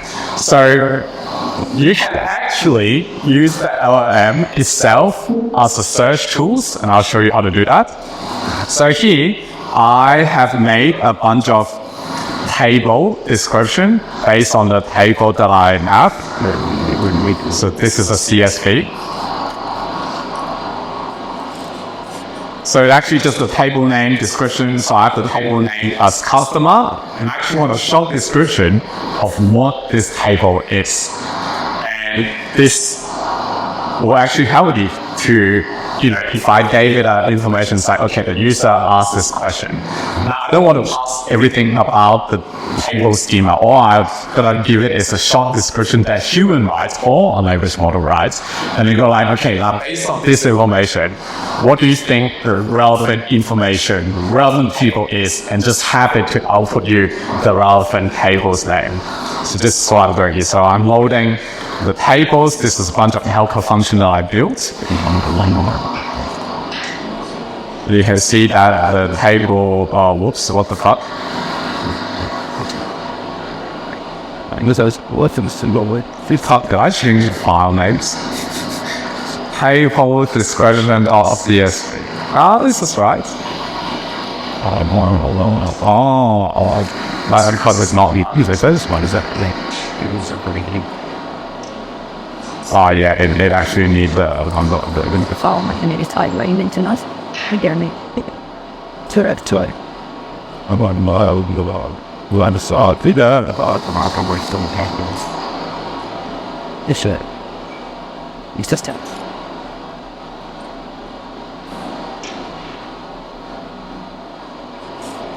Okay, well, you can just see this is just a bunch of information from the CSV.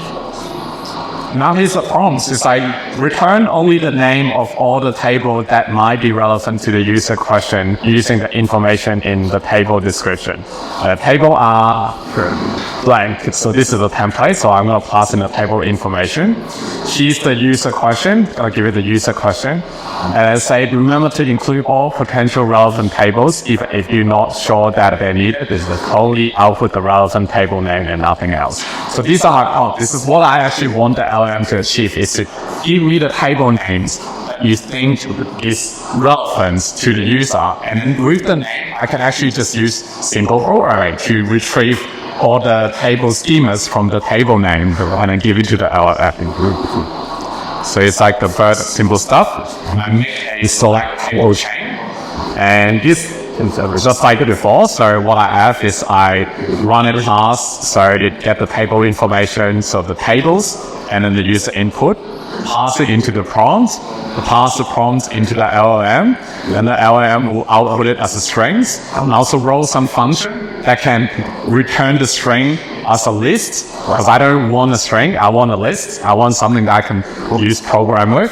And so I wrote a function called getTable as list. So you can actually pass custom function into LangChain and to make it part of your pipelines. And then once I have the name, I actually wanted to use the name to get the schema from the table. So this is just a function like I showed you before. Wait, what the hell? Our internet died.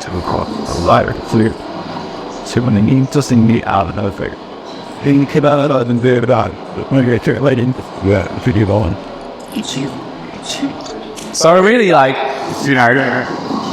LLM are just a bunch of folders. When you think hard about it, it's nothing really fancy, but because we're dealing with like natural language, it's kind of tedious. You don't want to write a bunch of regex to place information from it. And that's like these framework kind of getting popular because people are like getting sick of writing folder. They're like, oh, why don't I just use that? What? It would reasonable. To me, the fuck. I think the thing it'll get you reconnect about it. A little bit of me and Team Theon. It's about it.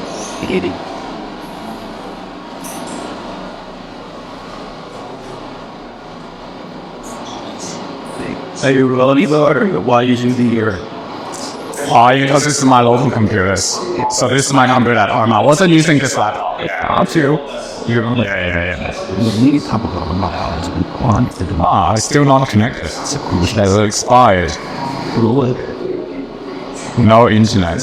Find out what the word at the end on inbound country by 7. Wow, I guess I have to use my... I did a little on bro.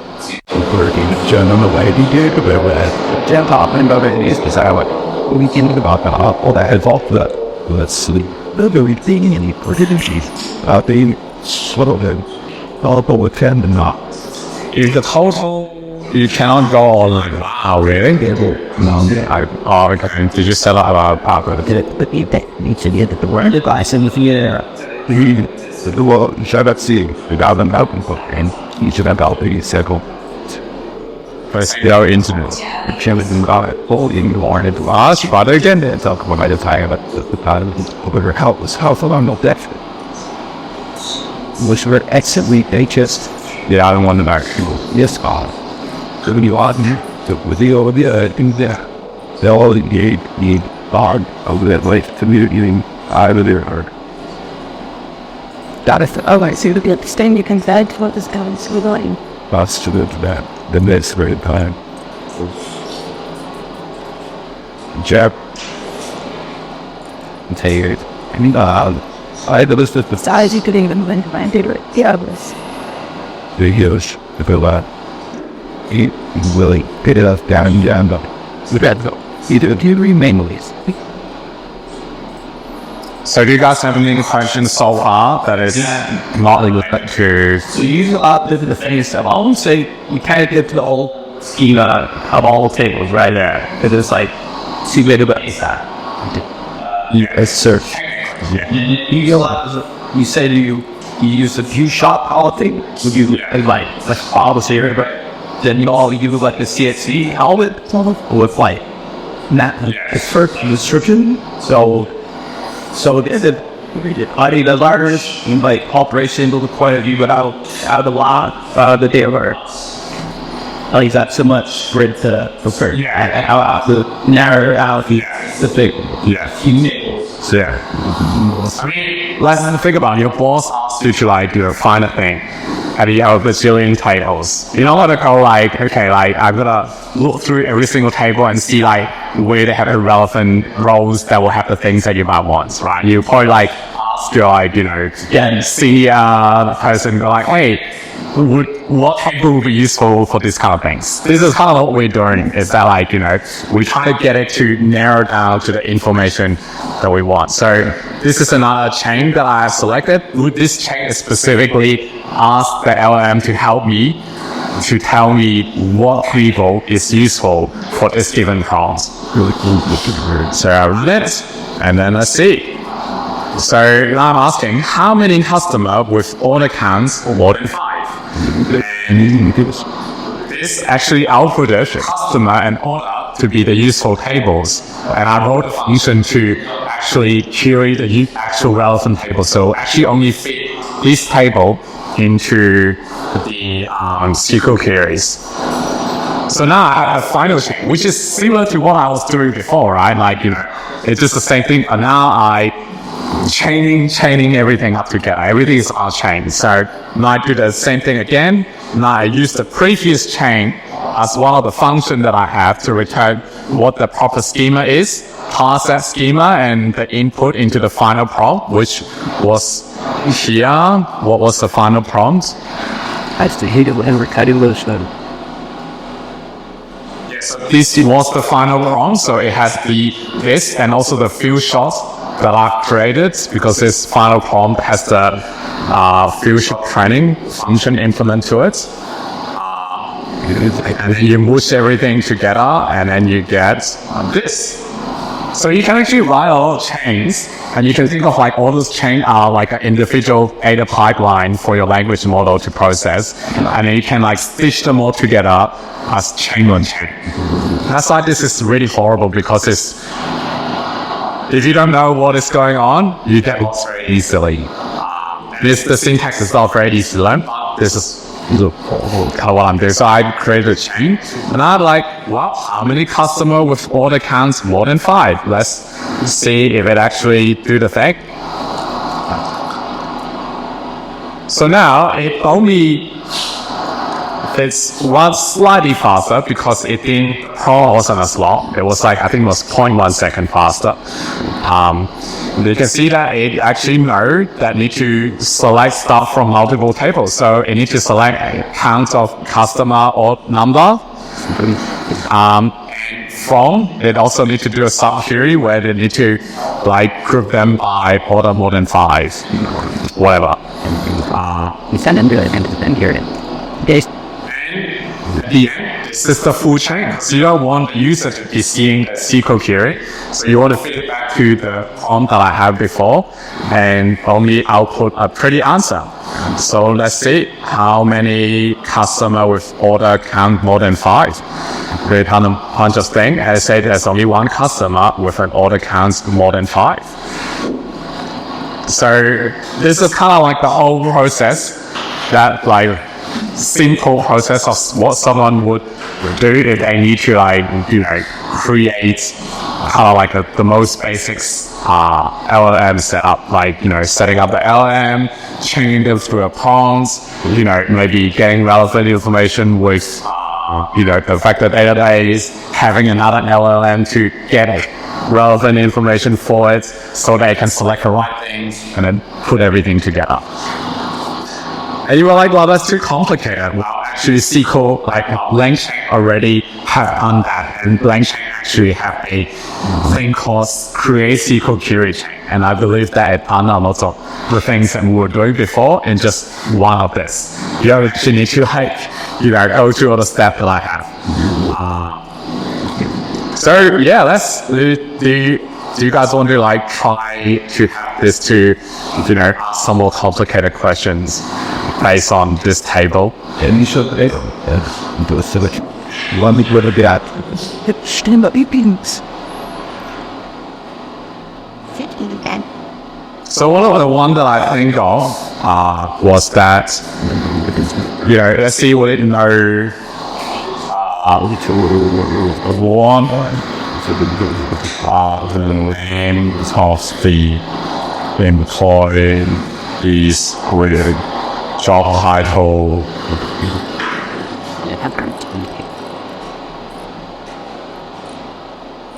Marketing. Since cut out, you need to know that you need to go search for a job title, match that with the employees. Let's have a look at the tables.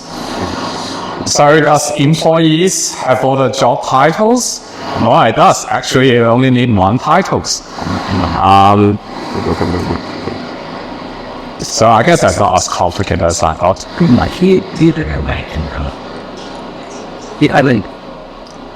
Hang on. Now it's the number of the employee with the job title marketing are John, Sarah, and Michael. The thing you can get issue with a salary in the answer. Well, actually, you know what? Let's actually look at this table and then see if you guys can come up with something. And then, so salary is something that they mentioned already. Extension, email, office code, job title. Doesn't mention salaries. Talk about payment though. As customer or the product.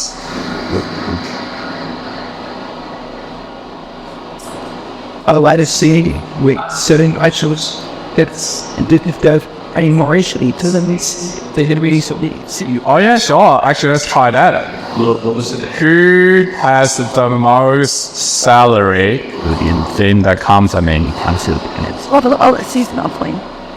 It's taking it. We say no to select employees. Whoops, it wouldn't because unknown column salary. So that actually means that this is the query. Select last name, first name, job title, salary from employee order by salary. So it actually hallucinated a little bit. It didn't have the information regarding salaries. So that's something it actually failed. Oh, Catholic. And you can actually, so I've seen examples where people, actually not example, there's another research paper. So this Q&A. So I actually find this yesterday, this link here. It's called State of Text to SQL. And this another company doing this, where they talk about SQL, like how to do text to SQL stuff. And they have a few libraries that they provided. I'm sure they're a consulting company trying to sell you something. With all of the, talk about current model and techniques. So you talk about things we were talking about before in context learning, which is a few short examples that I showed you, and fine tuning. You optimize your prompt, need to recent enhancements, so you actually need to implement string of thoughts, execution refinement, so you might actually need to incorporate feedback. So what we were doing, we didn't have feedback, so it just output a query, execute a query. It didn't actually tell them this query couldn't run. Maybe you need to buy another query instead. So I remember, here you go, here's one of the thing that this is the evaluation pipeline. So this company actually wrote a whole library to help you how to evaluate your performance of your language model with, examples that you have. And that's one of the other things that's very important about language modeling. And in fact, something you can do with your locally host language model is you can evaluate it. You can pass it a bunch of example input and see what outputs.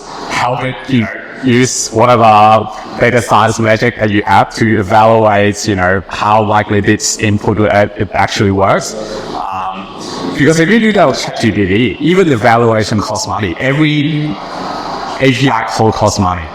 Whereas hosting it yourself, you have a one upfront cost is to use hardware, and then everything else is technically free. Well, it costs electricity, but they actually came up with a thing called agentic frameworks for text to SQL. And this is a very complicated kind of like workflow. So they first have a user question. What we have before, we didn't have any of this. What we have a user input. We have some sort of like simple, prompting. So, getting an example tables, getting examples, putting it into the bigger query, output the SQL query, execute the SQL query, mush that all together, and then, you have one answer. Whereas here, it has similar features. It has a selector, so they specifically have a language model that only selects the relevant tables. So we kind of looked at it before over here. So that's really what this was doing is to, this here. This is technically a table selector using a language model. You can use other tools. And it go into a decomposer, so it actually break down the user question into different steps. So there's something that we didn't do. We actually demoed in the previous one, but we didn't do in this example, is to like, if your user question is really long, maybe one SQL query is not good enough. Like you need to have multiple SQL query. And as I said before, like too much information is actually bad for the language model. You want it to break down into smaller steps. And then it output a final SQL, and I go into here, then I actually have like a loop function. So it actually like pass it into trying to execute it. If it works, it output a final date. But if it didn't work, it shows here that like, there's an actual separate language model that will look at the error messages that get output by your database and your SQL query and trying to correct it. So you can actually set up multiple language models. So it's kind of its own job to do. So that's a lot of fancy way to do it. But we only have so much time. It's already 12:30, and I've only shown you like, kind of the most basic example I saw in the documentation, and that is, how to set up a prompt, how to pass a prompt into a chain, how to do a bit of, semantic search with built-in tools, and I guess like how to use other language, like another language model. In fact, you can do the same language model, just pass in a different prompt to give it the output that you want, and use that output to help your other language model to do the things. So I guess that's kind of like the presentation. Does anyone have any questions regarding kind of all the shit that we were talking about? I wonder, do I have any notes to our side? How you got it to be able to I think that the data in this for prior to was here before I was in Shenzhen and our title event. I think that let us trend to whole maybe a possible or some single here. That was voice on how that advice like the internet. That's all American pay tapes and all you understood by about a really long I go start made on Windows. The amount of populations so I can still need some better cannot organizate why users that are in the team is system. So it's so I remember reading somewhere that they done an evaluation. I think it was the same evaluation metrics. So these people wrote a paper about how to evaluate. I wonder, can I find it? I think it's this one over here. It's like and set on got it. The thing is that like you, as an organization, if you were to use language model, first thing is you actually need to understand what your process is doing. You can't just have ChatGPT and go like, I have a question, give me an answer. Oh God, you got it wrong. How do you not know me? It's like, I thought we spend 20 minutes together. How do you not know everything? They're not God yet. So you actually need to have really clear descriptions. So one of the best practice people were saying is that like they need to build documentation. and documentation are done horribly. Why? Because humans are good at looking at things and picking out things themselves. You can waste thousands of human hours. You already pay them. They already have to come to work. What's the cost of them sitting around sniffing through a bunch of paper, OTing, and instead of having a clear documentation telling them this is the table that you need. But then if you want to streamline that, in fact, language model is really good because it has a very basic form of processing how a human has. It's to take in something that is not structured and produce something that is structured based on the context. And if you already have well-defined kind of unstructured data, so well documentation where they are, it makes you deploying LLM super easy because I already showcased it to you. You can have multiple examples, and as long as you can deploy those examples into the language model and give it appropriate context, it can do the things. So obviously, not all things is hard, but then if you're already doing a lot of things that are not awful, but require some sort of human understanding to it, LLM is perfectly suitable for that. But my understanding is that most of the organizations don't have that because they don't care. Nobody cares. They once they promoted to manager, they don't give a shit about documentation. They're I'm done. That's the junior's job. But then this can actually save you time because instead of having a junior running through one query at a time, this can be done in 3 seconds. You don't need a junior to go on an afternoon to find tables. The code might be wrong, but if you are a user that know what is going on, this helps you to speed up. It doesn't replace your job, yes, but it helps you to speed up what you're doing, and you don't have to go a bunch of nonsense things that could be automated, but you cannot be bothered. And now there's a tool that can help you to do that. Let me find, there's a blog post by this company. So maybe you guys want to write it down because this guy are really into SQL. They're fucking hardcore about it. All the libraries about SQL and LLM. And they were doing evaluation on their own data sets with a bunch of samples with their own evaluation method. And they kind of talk about how they evaluate. I don't really care because I'm not smart enough to figure it out. And they test a bunch of models here. So they have the newest OpenAI GPT-4o, which is a multimodal model. They have the Mini, which is the countdown version of that can run on a single A100. They have Cloud, which is the newest, fanciest stuff. And they have Cold Llama, which is the older version of Llama that trains specifically on Python, Java, SQL, C, a bunch of stuff that Meta themselves have. And they have the Llama 3.1. This is the newest and biggest model they have released. And you can see their metrics, the accuracy metrics, are not very good. The even simple question, what I classify as simple question, is if you only raw shorten. So this is raw modeling, no fancy prompt that we're doing. Just asking them, giving them tables, and here's the prompt. Can you give me a query? Llama 3.1 and the biggest one can do 60%. One simple query, 42%. That's maybe high school level stuff. If high school students can write SQL query, which I feel sorry for them because they shouldn't. But then they actually, and they also done the things called is the efficiency score. So they have a way to calculate how efficient their SQL queries are. A lot of the models is also not really good at it. You can see GPT-4o write query that are only 54, whatever that means, 54 score efficient, whereas Llama is really good at that.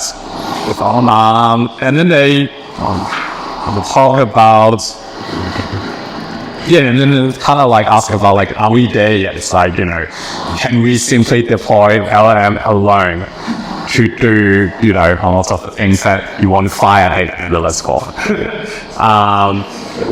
And he said that that is a long way from simple standalone LLM. But then then they start selling themselves. They're like, oh, if you incorporating agentic workflows, self-rectification, sandbox, and things like that, you can get really good results. And that's work you need to put it. And might as well just get a junior to do it, Why is it bother to hire a machine learning engineer when you can have a junior that do it, and if they don't work fine, you can hire someone else. Can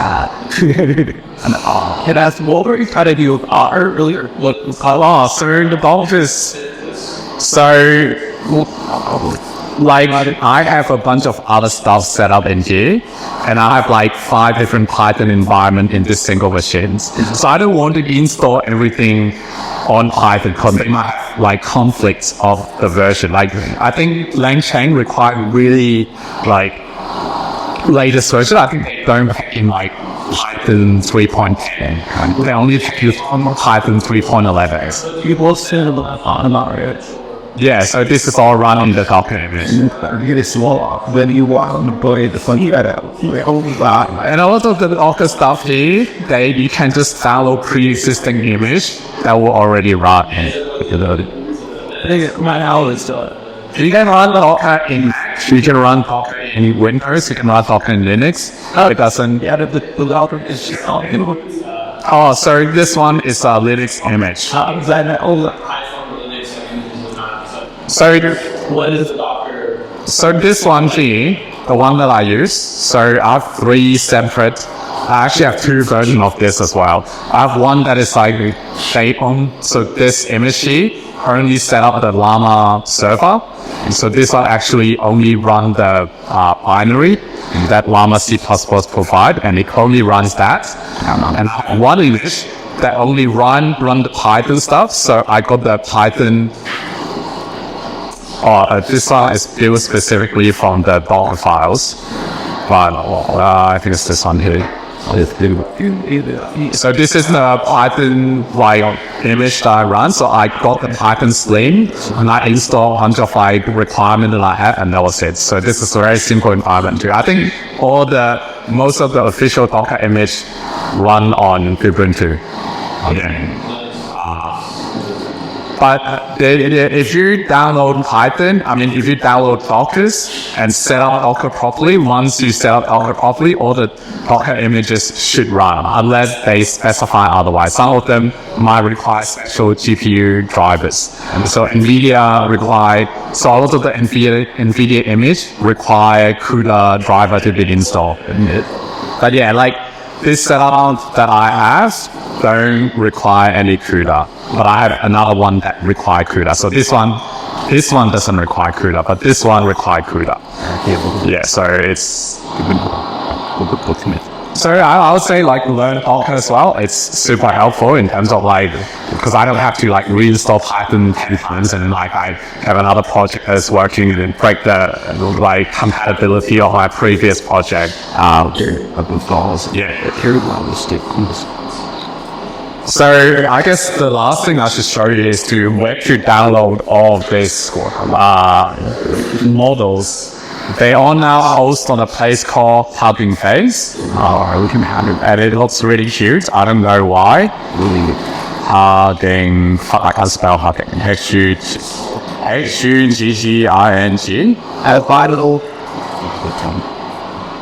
Oh yeah, there you go. Hugging Face. So Hugging Face again is another company that literally ride on the AI hype and actually got really successful with it. So they are kind of like GitHub for models. So you can publish your model on it. They host it for you. You don't have to think about where to download it. They host data sets, so you can look at all the data sets. So they have geospatial data sets, they have image data set, time series data sets. You can publish your own data set on it. So it's a lot of openness on here that's really useful. They can host space. So this is basically just Surface. You need to pay for this, but you can host an app. If you build a very simple app, you can use this, and then people can try it out. And And they also just have like really useful tools for Pythons to help you to load models and data set into your Python environments and do inference on it and stuff like that. But one of the biggest things is models. So they have a lot of model at the start. They have like image, there's a lot of computer vision models over here. There's a lot of language models. But the one that I guess everyone would... What did it just roll? So I guess like the one that everyone want to like hype about is text generations. And so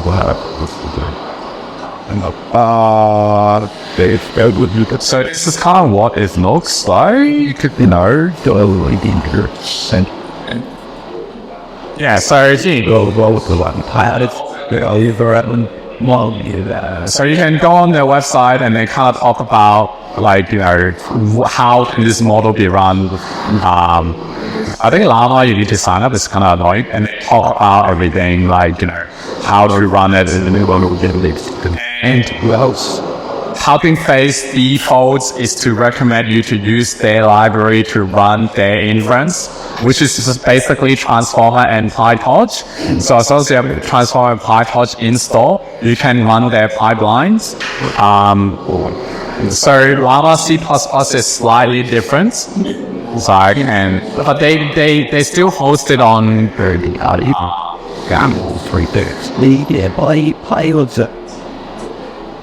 let's see if I can find. No, I don't want fucking Chinese. Let's see. We want to go Gemma Goof. So GUFF is the format that C++ use. A lot of other inference engine use GUFF too. I think it's slowly becoming the standard. It's like a state points, tensor models, whatever. This is kind of what the page normally looks like. You have the guide if you did it. It's the original model is Gemma 7B, so they normally post it over here, and they have different quantized version over here. So this is what I was talking about before. They can reduce the precision of the weights of the model, and they often talk about like how good that is. They're doing on this page, but you can kind of like look into it. So 8 bits is slightly reduced because originally they're 16 bits, and you can see that this model is 7 billion parameters reduced to 8 bits, so the size of it is about 9 gigabytes.